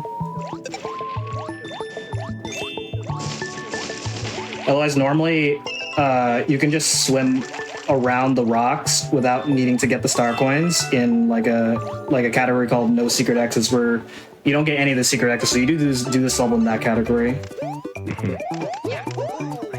Normally, when you fall down that spot that I just fell down at, you'll hit the floating rock. But one thing, it's probably hard to notice when you swipe as you're falling off a ledge, you fall down faster.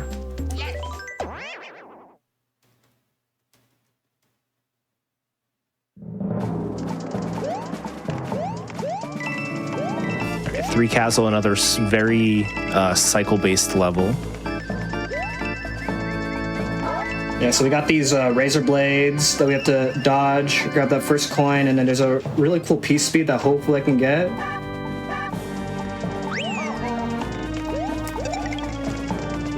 Oh, didn't get it. So if I got that piece speed, I would have flown over that large saw, but there's a backup over here. There we go.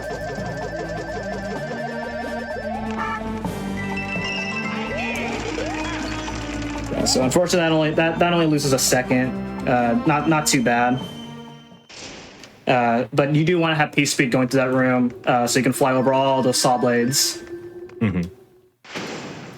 All right, so now we're gonna be fighting Wendy Koopa. So Wendy's gonna start by flooding the room with water, and you cannot hit Wendy while she's in water, so you have to kind of wait for the water to drain. Unless you have the fire flower, then you can hit Wendy in the water, and it can save time, but it's not worth having a fire flower just to save time in this fight. I can imagine having the Tanuki sea like this is just better for levels after this for sure. Yes. Mm-hmm.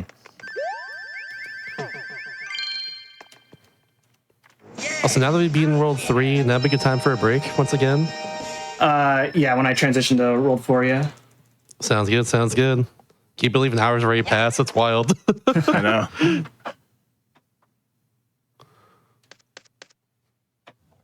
All right. All right, cool. So we'll pause right here and we'll take another break real quickly. So we'll be back after a short break, everybody. Be sure to stand up and stretch, get some water, get a little something to eat if you need to, use the restroom, do what you gotta do. We'll be back in a few minutes with the rest of this New Super Mario Bros. New Super Mario Bros. 2 episode, right? Excuse me, my bad. We'll be back with that in just a little bit.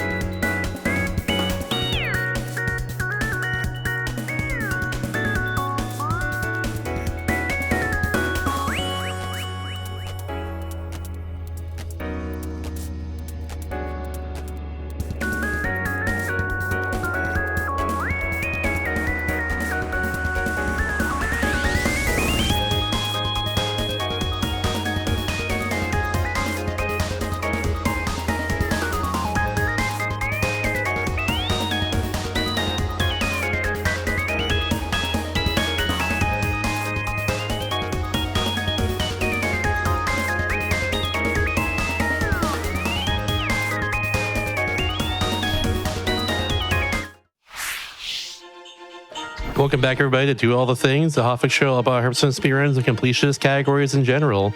We're right at the tail end of this new Super Mario Bros. 2 100% run with M-Chan here, so let's just get back to it and let's finish this one off. Let's do it. This has been a great run so far. Thank you very much. All right. Hello, everybody. Welcome back. I will go ahead and resume the run in 3, 2, 1, go. Let's go.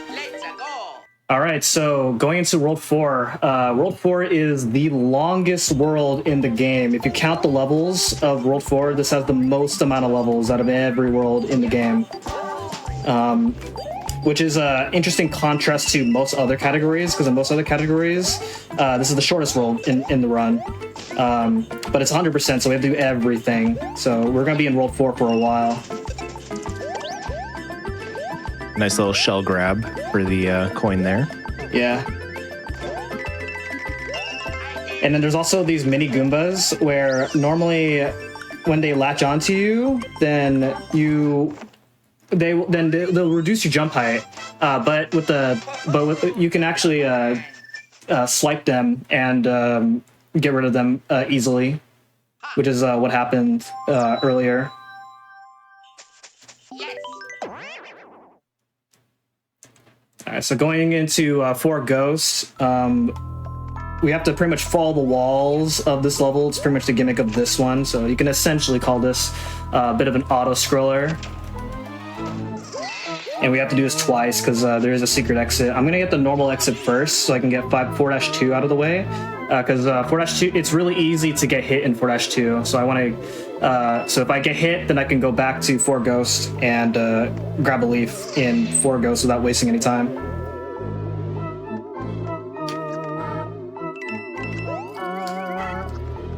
Yeah, so there's not very many categories where you do most of World 4.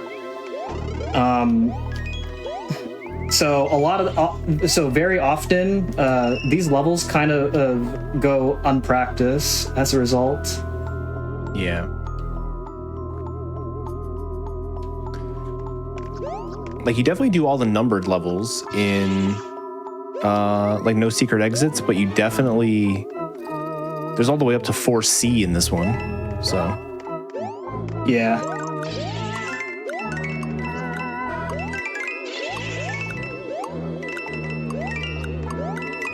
But even then, there's one level, I think, is it the end of World 4 or end of World 5? There's one level where when you do it in no secret exits, it is, you basically just don't even do the level because you just fly over the whole thing. Oh, that is obviously that's 5-6. That is 5-6, okay, yeah. But like, obviously, you have to get the coins in this, so it's gonna be a little bit different.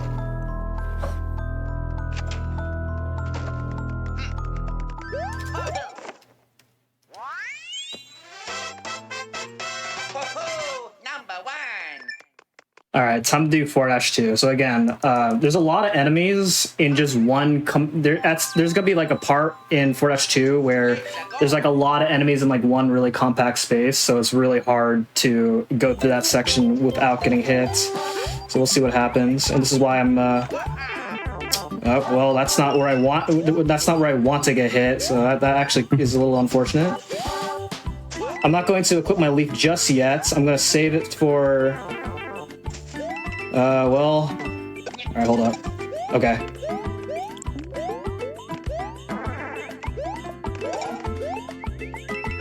Okay. You can actually boost that Piranha Plant by doing a tail swipe, but you can also sometimes get hit in the process, and that would be the rest of the level would be very scary without a leaf. And there's a cool strat that I want to do if I have a leaf, which is right here. So I'm going to hit this Koopa, grab its shell right away, and I'm going to hover over all these Piranha Plants, and I'm going to stand right here, throw the shell at that star coin, and then beat the level. Wow. Nice. Ho-ho, number 1. So that was a little bit rough, but it could have gone much worse. So I'm glad we were able to mitigate the damage in this level. All right, so now we're going to go back to 4 Ghosts and get the secret exit. And fortunately, there is a leaf that I can get here that doesn't lose any time because I have to wait for the whole level to go through.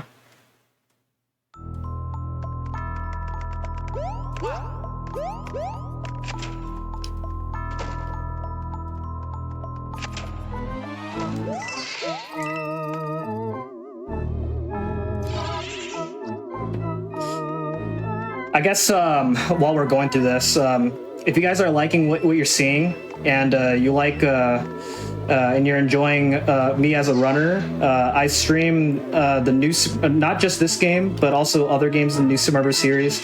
I mainly run this game and New Super Luigi U as out of all the 5 NSMB games. But I also run 2D Zelda games as well. So if those are your type of content, then that is what I mainly stream. So you can check me out at twitch.tv/mchan338. Yeah, last time you were on my show, you ran Link to Past 100%. Like, I think over a year ago now at this point. That's really cool, too. Yeah, for sure. Good to have you back once again.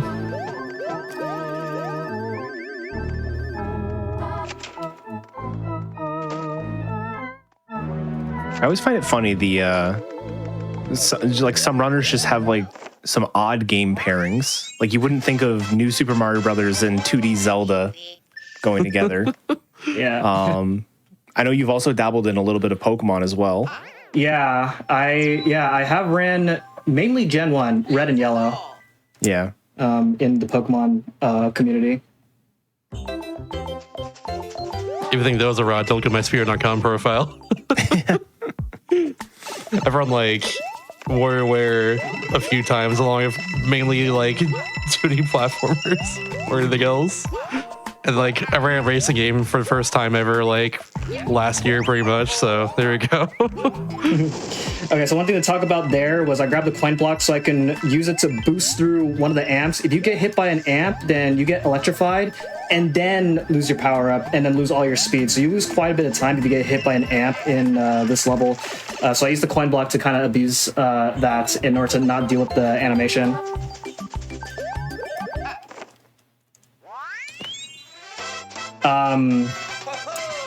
So yeah, so that was 4-B, and now we're gonna go back up and do 4-A. And 4-A, usually pretty easy when you're not getting star coins, but it's a pretty hard level with the star coins.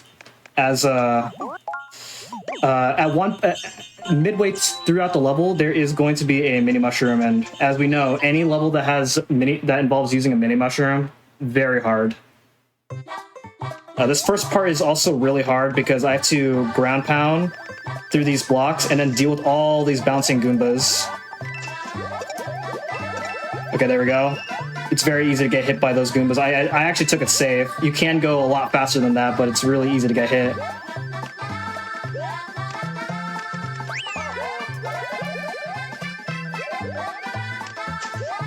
Hover up to this star coin over here. And I'm going to hit this block, which will contain the mini mushroom.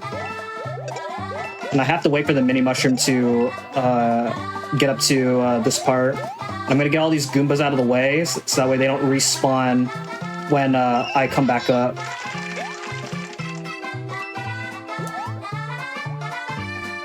And just like that. Perfect. Nice. So you want to keep the mini mushroom for 4-Tower because the second star coin of 4-Tower requires the mini mushroom. So I have to try not to die. And this is unfortunately another auto-scroller. And I have to do it twice because there is a secret exit in this level. Oh, no. But yeah, going back to the other conversation.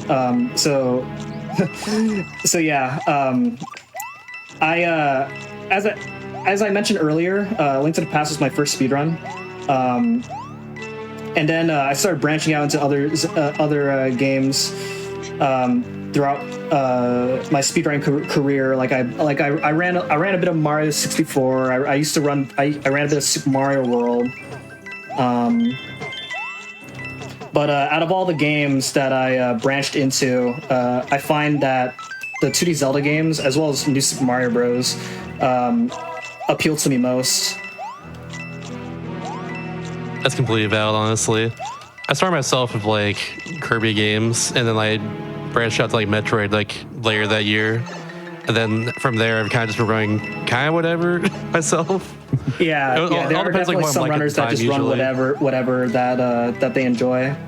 Yeah, it all depends on what I'm like at the time, I guess. Usually, Yeah. like, I think a couple years ago I started running like Bust a Move 99 and also Lego Racers. That's like the new runs I learned that year. You know, two random N64 games I enjoyed, especially growing up. Yeah, for me, I was primarily Pokemon. This game actually came out of just like the sheer excitement of me getting a 3DS capture card. It was like I looked around my room and was like, what other 3DS games do I have? And so that's how I ended up with this game. And then I've only more recently started branching out of Pokemon, even though I've been doing it for 12 years at this point. Yeah, it's cool to see you run Expedition 33 to say the least. Yeah, that was awesome. It's such a good game.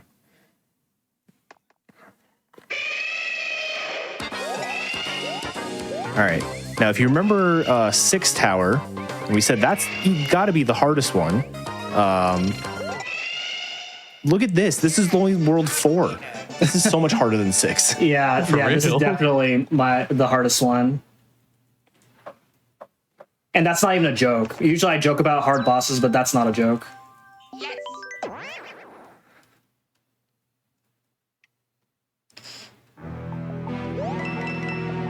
Yeah, so we gotta do this again in order to get the secret exit. And we actually need the fire flower for the secret exit, so I'll just grab it. There's a later fire flower that you can get as well. Doesn't really matter when you get it.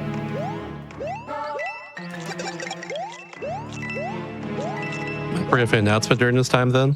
Sure. Hell yeah. If y'all ever curious about what's going on the Hotfix, by the way, you should check out his week's schedule and explore our full season lineup at gq.gg/Hotfix. You can also expect our schedule pulls it up too. So after this, we have also the show Parallel Universe. Show a bunch of like fan games and other stuff like that, which has a Super Mario. If I recall correctly, has a Super Mario World like fan game after this, and also a Link to the Past randomizer. I think it's a race if I recall correctly, so that should be a lot of fun. I took your friends of mine as well, Marcy and Lori.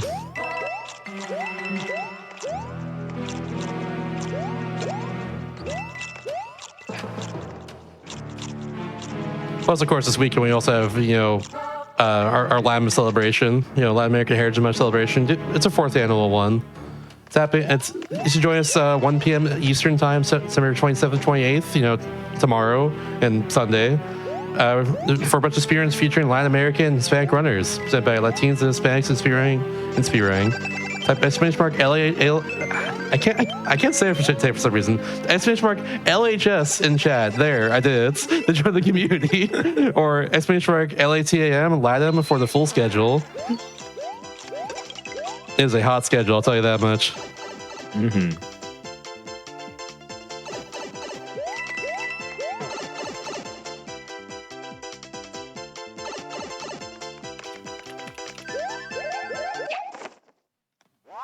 Yeah, so one of the reason I grabbed that star is because one of the piranha plants, one of those pipes that I went into has a piranha plant in it, and you use the star to boost that piranha plant in order to get to the secret exit. Let's go. All right, so we're gonna do 4C, which is the secret level of that secret exit later. So we're going to first do 4-3. So what I'm gonna do is I'm gonna grab the shell, hit it. It's going to hit that block so I can get that star coin. And I'm going to build up P-Speed over here. Start flying, grab that 3rd coin, then fly up in order to skip all this mess over here. Do a triple jump in order to get up to this part. And then I'm going to get P-Speed in order to fly over that big piranha plant as well as those stairs, and that's the level. That honestly doesn't look much different than what you would do in like no secret exits. Like the star coins just aren't even that far out of the way. Yeah. It's really just that one at the beginning with the shell. Let's go. Okay, so this next level, I do have to do this level. I have to make sure I do this level fast because the fastest end time is either a 45 or a 46 at the end. So hopefully I don't slow down too much to be on pace for a 44. Yeah, because as a reminder, fireworks in this game are based on the last digit of the timer. If that digit matches the world that you are in. So since this is world 4, ending with a 4 would give you 4 fireworks. Yeah. So I hit that vine block, and then while I'm waiting for the vine to ascend up, I grab the extra leaf, because having 2 leaves is good. There's a damage boost strat later on in World 4 that, I grabbed the extra leaf in order to prepare for that. Okay, there we go. Nice. It lingered on that 5 for a little bit. I know. Yeah, just for reference, an in-game second in this game is 3/4 of a real second.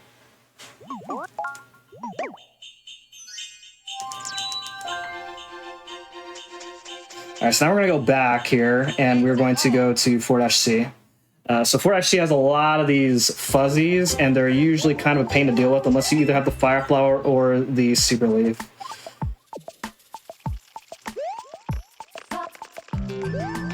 So fly over these. Grab that first coin. Normally, you're supposed to use these power blocks and get rid of these fuzzies. But obviously, that's slow.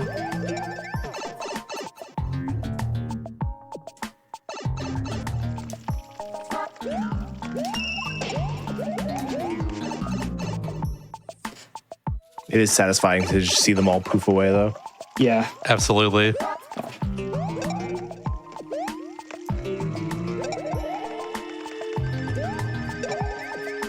Get rid of that guy, fly over this. I'm gonna go and get rid of you. You can go underneath that guy, but you still have to deal with him on the way out. So I just get rid of him on the way to the star coin. Ho-ho! Number 1.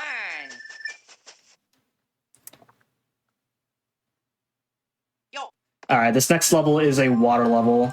The only noteworthy thing about this water level is we have to deal with the big cheep that normally will actually eat you, and you just die if you get eaten by it. But if you have the Super Leaf, then you can just kill him very easily. Yeah, and there's also these little jet streams of water that when they show up, you want to try to get in there. Just, give yourself a little bit of a speed boost. Yeah.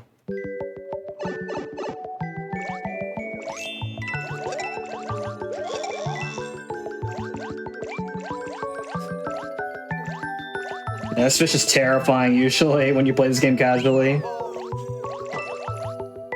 I don't think I knew. I've done this level. So, full disclosure, I've never done 100%, but I've done the other main categories of this game. I don't know if I knew that you could kill it with the Super Leaf. Because I remember having troubles avoiding this stupid fish.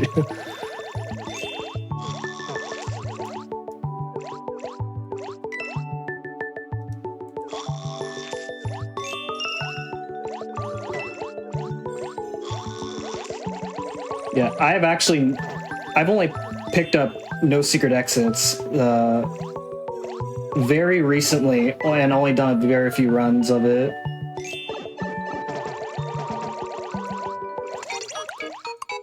And my main categories of this game are Warpless All Castles and 100%. That hit is unfortunate. That's okay.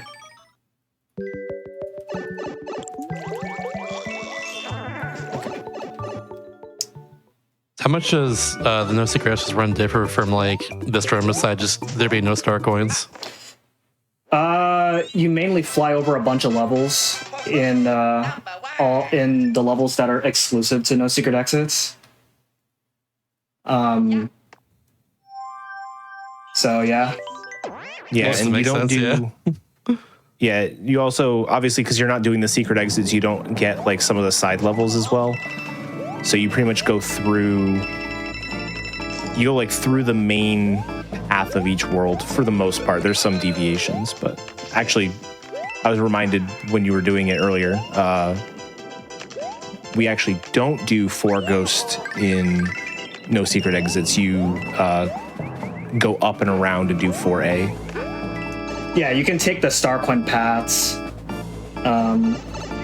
because those don't count as secret exits. Okay, nice. That's a really precise jump to make, usually, and then you do a damage boost because you can't really get past that part without there's not really a good way of dodging those spiky balls, so you just take the damage boost. If I still had my second leaf, then I normally don't get that leaf, but I need a leaf going into World 5. But yeah, a couple things to know about Fort Castle. You saw that I, of course, manipulated getting us another star from a roulette block, used it to go through a good part of the level. And then, of course, that really precise jump that I made in order to get up to the top pipe. Otherwise, normally you're supposed to go get that star coin, then go to the bottom, which will still take you to the same part. But what I did saves 2 seconds. Also, very hard fight against Morton Koopa. Yeah. For real.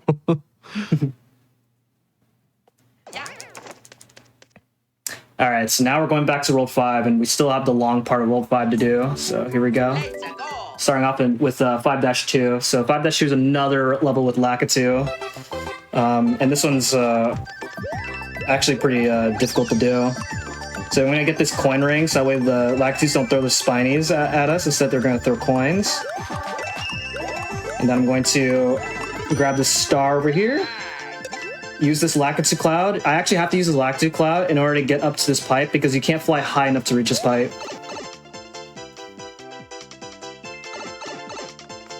And then use the invincibility star to go through all those piranha plants to get that star coin.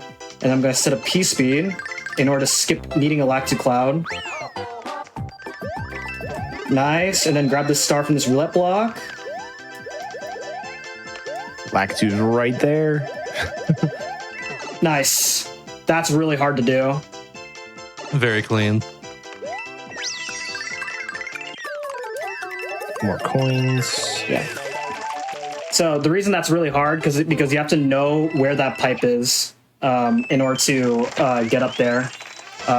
You can either undershoot or overshoot getting that to that pipe, and then most of the time you'll run out of P speed before you have a chance of getting into that pipe. So it's a very specific strat. All right, 5-3 is yet again another level where we have to a mini mushroom is required. So I first have to jump over all this. Okay, very nice. Normally you're supposed to use these pipe cannons in order to go through the level. Obviously we're just gonna fly through. Hit this block, grab the mini mushroom. And then as soon as I blast from this pipe can, I'm going to equip my leaf. That's the part where you need the mini mushroom. There is a faster way of getting this Koopa shell, but it's also very easy to get hit in the process. So I took that part safe. Throw out that star coin. And then that's the level. That level is very different than how you do it in other categories. Yeah, for sure. Okay, so coming up is 5-Tower. So there are 2 parts of the level where we have to skip riding the grate up to the top of the level while lava is rising. And it is very difficult to do.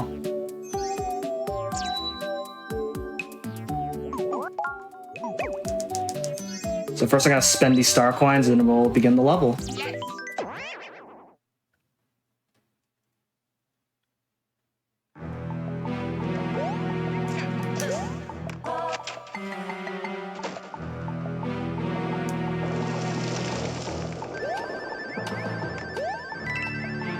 Yeah, so this is all about managing and keeping your P speed. The way you're supposed to do this whole section has lava that's rising, and then you're supposed to ride the various grates up to the top, but with some well-timed jumps and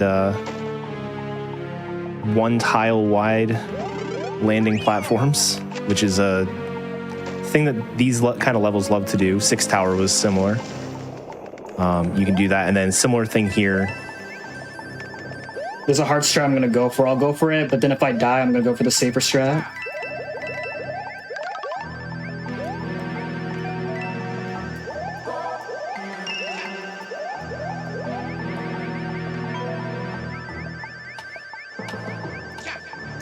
Yes.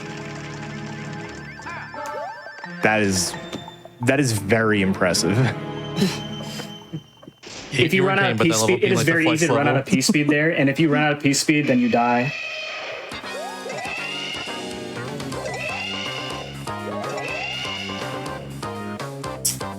And then we talked about this level during the break as well. Like you weren't kidding about it being kind of like a flex level, I guess. Yeah, that was pretty cool. There are definitely a couple ways you can get through that last section, and some of them are just end up taking a little bit longer than others. But that was basically flawless. Good stuff. Yeah, that one part where I say you don't have a lot of room, like it's that you definitely don't have a lot of room because what happened because when you start doing the skip you actually have to commit to it. You can't just not do it because the lava will just catch up to you by the time you like go back to riding the grate. So definitely one of the hardest levels of the run, if not the hardest.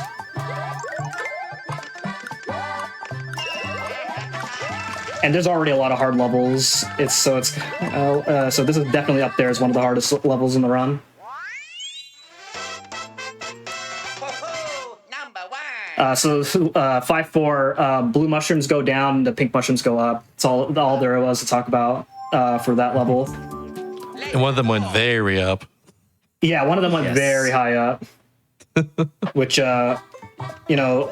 definitely one of those levels where it's like really easy to miss that star coin on that one where it went up really high up. Because usually most of them like they only go down a certain height.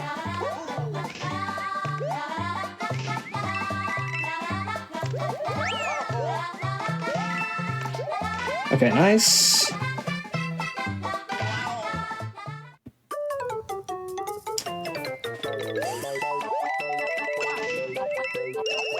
Okay, nice. All right, so hopefully if I do the rest of the level correctly, then I should get a 56. Okay, good. You're supposed to land on that bullet bill in order to get that star coin. Oh my gosh. Yeah. I'm you scared for a second. Yeah. And if you're too slow, then you can actually get crushed by those green blocks. So you have to be fast enough. Let's Wow. All right, 5-6, last level before Star World, and this is the level that Etiquette mentioned that it's actually a really funny level in the no secret exits category because you can actually just fly through this whole level. So it's a very different level in 100%. Yeah, basically, it's one of the few levels in the game where you start. So there's no ceiling, and you start at a higher elevation than where you're supposed to end. So you can literally just run, jump, and glide all the way down. And then you just have to know when to let go, so that way you don't. Oh, you can't overshoot, but so that way you're doing it optimally. Yeah. Okay, you saw that I waited there because you can actually break that pipe that you're supposed to go into, which would mean you can't get the second star coin anymore.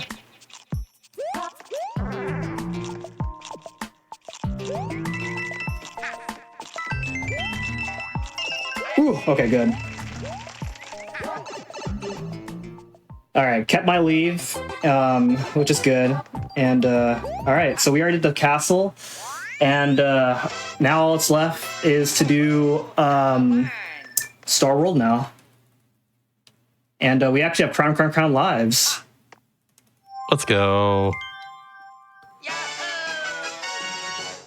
Usually in temps I try to get... I would actually have Crown lives like somewhere in Star World. Because I would grind for a little bit less lives. But, since this is GDQ, we want to, play a little bit safe. You really need every star coin adds to Star World in this. It's wild. Yeah. That makes sense. Yeah, so you need 90 star coins in order to enter Star World. And there's another category called All Castles, where you try to get 90 star coins as fast as you can in order to get to Star World, which is a really cool category for anybody interested in that. Maybe I could show that off in the future, do all the things. I'd be down, honestly. Yeah. Yeah, and in All Castles, you don't get any of the moon coins, which are the world's star coins. So you just basically do all the levels as fast as you can, but it's very different when you have to get the moon coins, which I think makes the levels very interesting in 100%. So notice the coin design's a little different on the bottom screen now, or maybe I just didn't notice correctly. What are these called now if it's not star coins? Moon coins. Oh, just moon coins, straight up. All right.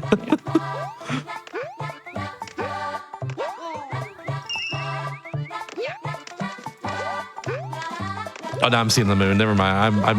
I couldn't notice it for some reason on my end. I was trying to get P-Speed there. It's really hard to get P-Speed. You can save like 3 seconds if you get P-Speed, because there's a star coin or a moon coin right here that you can just fly in order to get. But unfortunate. It's a really hard P-Speed to get. Ho-ho, number 1. All right, going into Star Dash 3. Again, another easy level if you're not getting moon coins. Basically, Star World's really easy if you don't plan on getting moon coins, but when you are, then they kind of are. Like, Star World in this game, in comparison to a lot of Star Worlds in most other Mario games, is not super hard. But it's also really easy to mess up. Oh, man. Trying to swim in between those ghosts is really precise. And then I want to try and get P-Speed here. Good. And that's so I can hover over to this part, hit this hidden block, which will take us to our next sub area.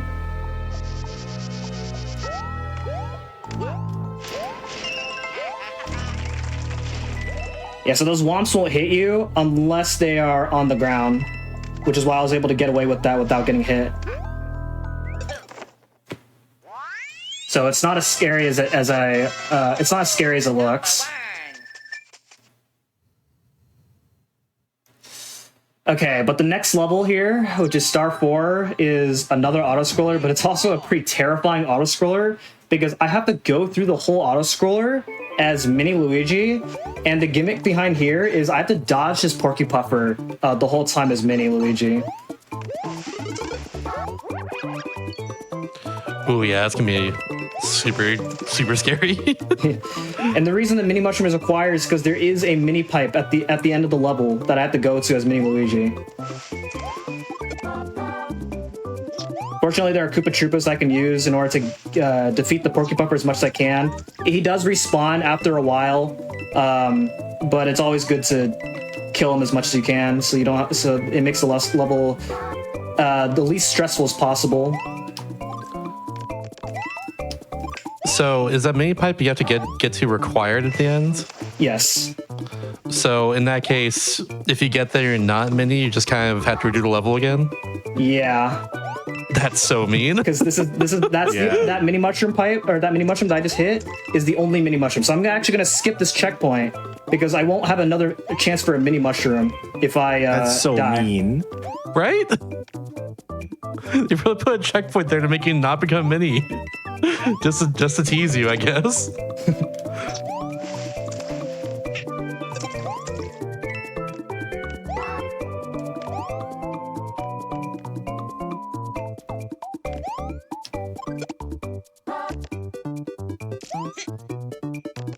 It should also be worth noting that if you play this game in co-op mode, then your coins are actually doubled, so it's actually much easier to get lives. But obviously, that's a much different category.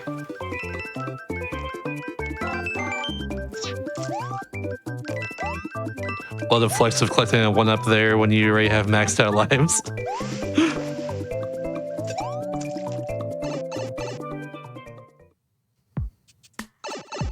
Okay, so this is the mini pipe, and all that just to get that moon coin. Sheesh. So now, since I don't need any more, we're going to go ahead and equip our leaf back again, and then go through the rest of the level.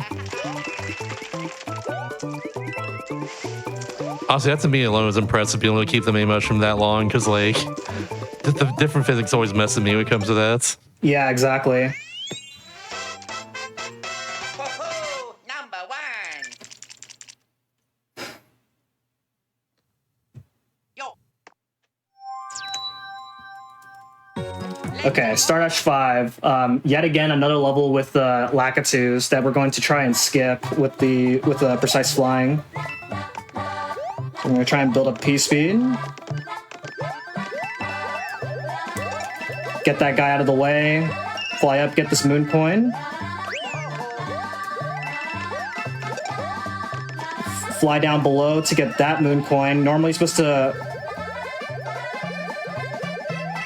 to wait for the platform to fall down in order to get that moon coin, but that's slow. And then normally you're supposed to use a Lakitu cloud to get up to this pipe, but you can just fly up to the pipe.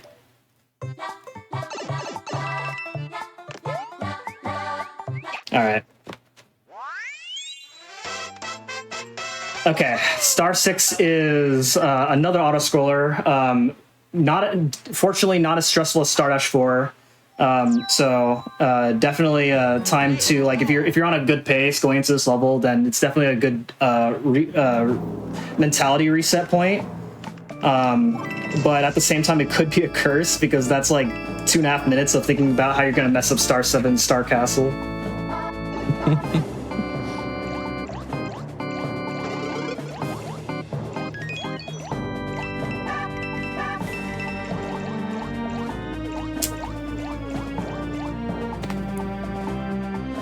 I don't have any more announcements to read or anything. I've gone through my whole list at this point because some of the other scrollers, but I could reiterate once again that it is currently September, I guess.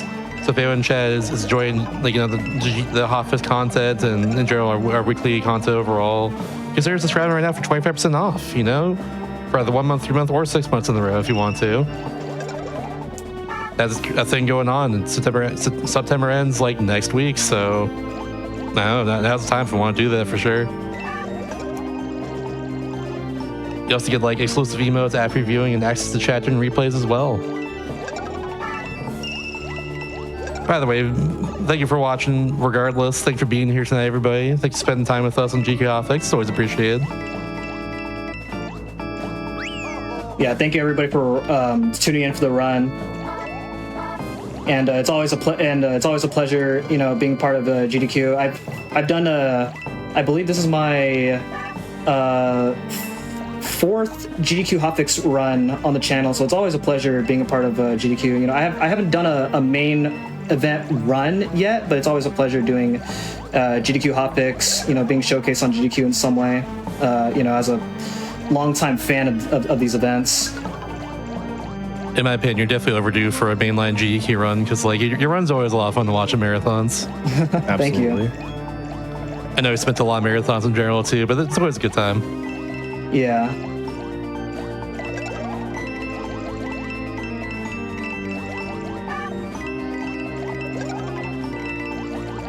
Yeah, the closest I've actually gotten into GDQ was me being on backup in AGDQ 2023. Which I didn't get to run, but I'm currently wearing the AGDQ 2023 T-shirt that I got when I was a backup runner. Oh, nice. What'd you get on backup that year? New Super Luigi U, 100%.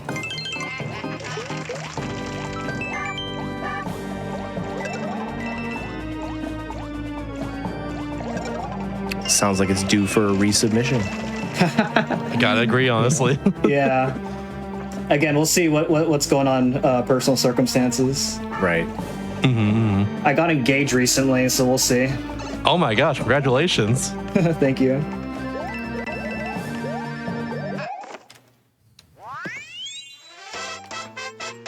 Ho-ho! Number 1.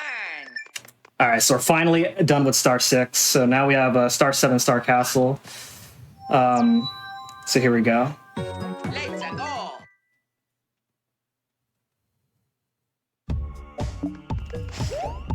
So this level has like a lot of these fire snakes, lava bubbles coming out of the lava. Go and fly up. Hit this hidden vine block in order to get this in order to get to the second moon coin.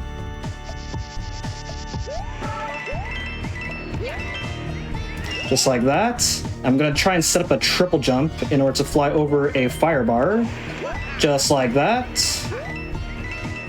And then I'm gonna do a damage boost to go to. You're supposed to wait for all those fireballs, but that's slow.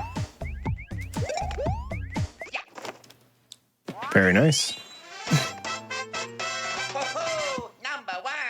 That level looked very scary. It's a very scary level. That level is actually a lot harder. It's really easy if you mess up. It's really easy to die if you mess up. Okay, now going to Star Castle. So the Koopalings are back, and they're going to turn us into stone. This is much harder than in Six-Dash Castle. Right here, I'm going to do a damage boost because while I have iframes, they can't turn me into stone while I have iframes. So we abuse that by getting hit at a certain point right there.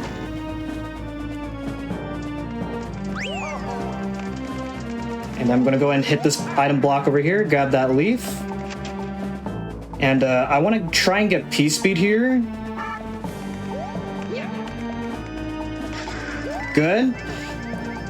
And that'll make getting the third coin easier while still maintaining P-Speed. Because you cannot skip this entire block snake section, but you can skip the second half of it, which is what I'll try and do. So once again, if you're not behind the walls, then you will get turned to stone.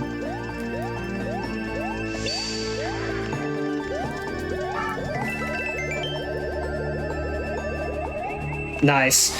So that's actually a lot tighter than that looked. Than it looks. They can actually flash attack you right at towards the end there. Yeah, I thought it was like literally about to happen right there. He just got away from it in time.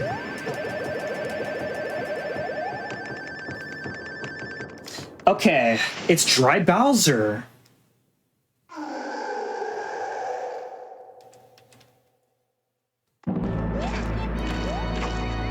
Ooh, oh man. Nailed it again. Let's go.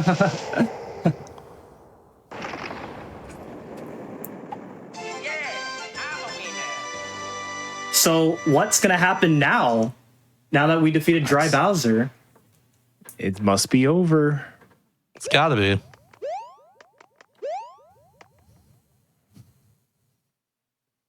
It's not. Oh no. Who could have saw this coming? Are we getting the driest Bowser? It's just like a pile of dust or something. I don't know. Oh man. Alright.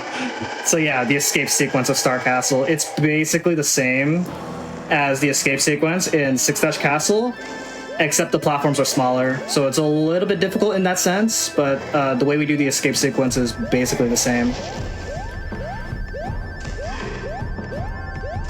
Yeah, I could see the smaller platforms being a problem if you don't have the Tanuki suit, but I mean, you only need like a tile to regain your P-Speed, so.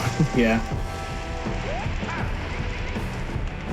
Yeah, so once again, I'm counting 4 swipes in order to get up to this part, and then it takes 5 swipes to get up there, but you can get up there in 4, but you have to wait for the 5th swipe. And then the 3rd swipe, and then you can, on this 3rd section, you can get up there in 3. Also, just like in the escape sequence in Six-Dash Castle, there is a giant switch that you hit in order to defeat Dry Bowser. Normally that is when time ends, but that is not the case in 100%. There's going to be 2 text boxes at the end of this level, and that's when time ends.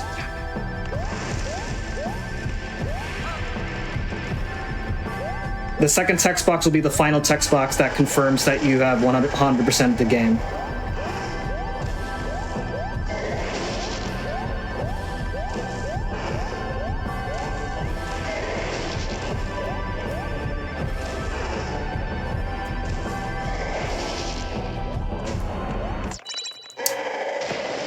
Okay.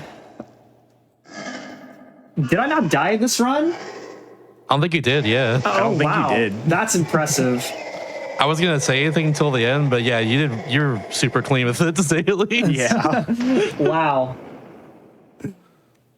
Well, I'm really happy with this run.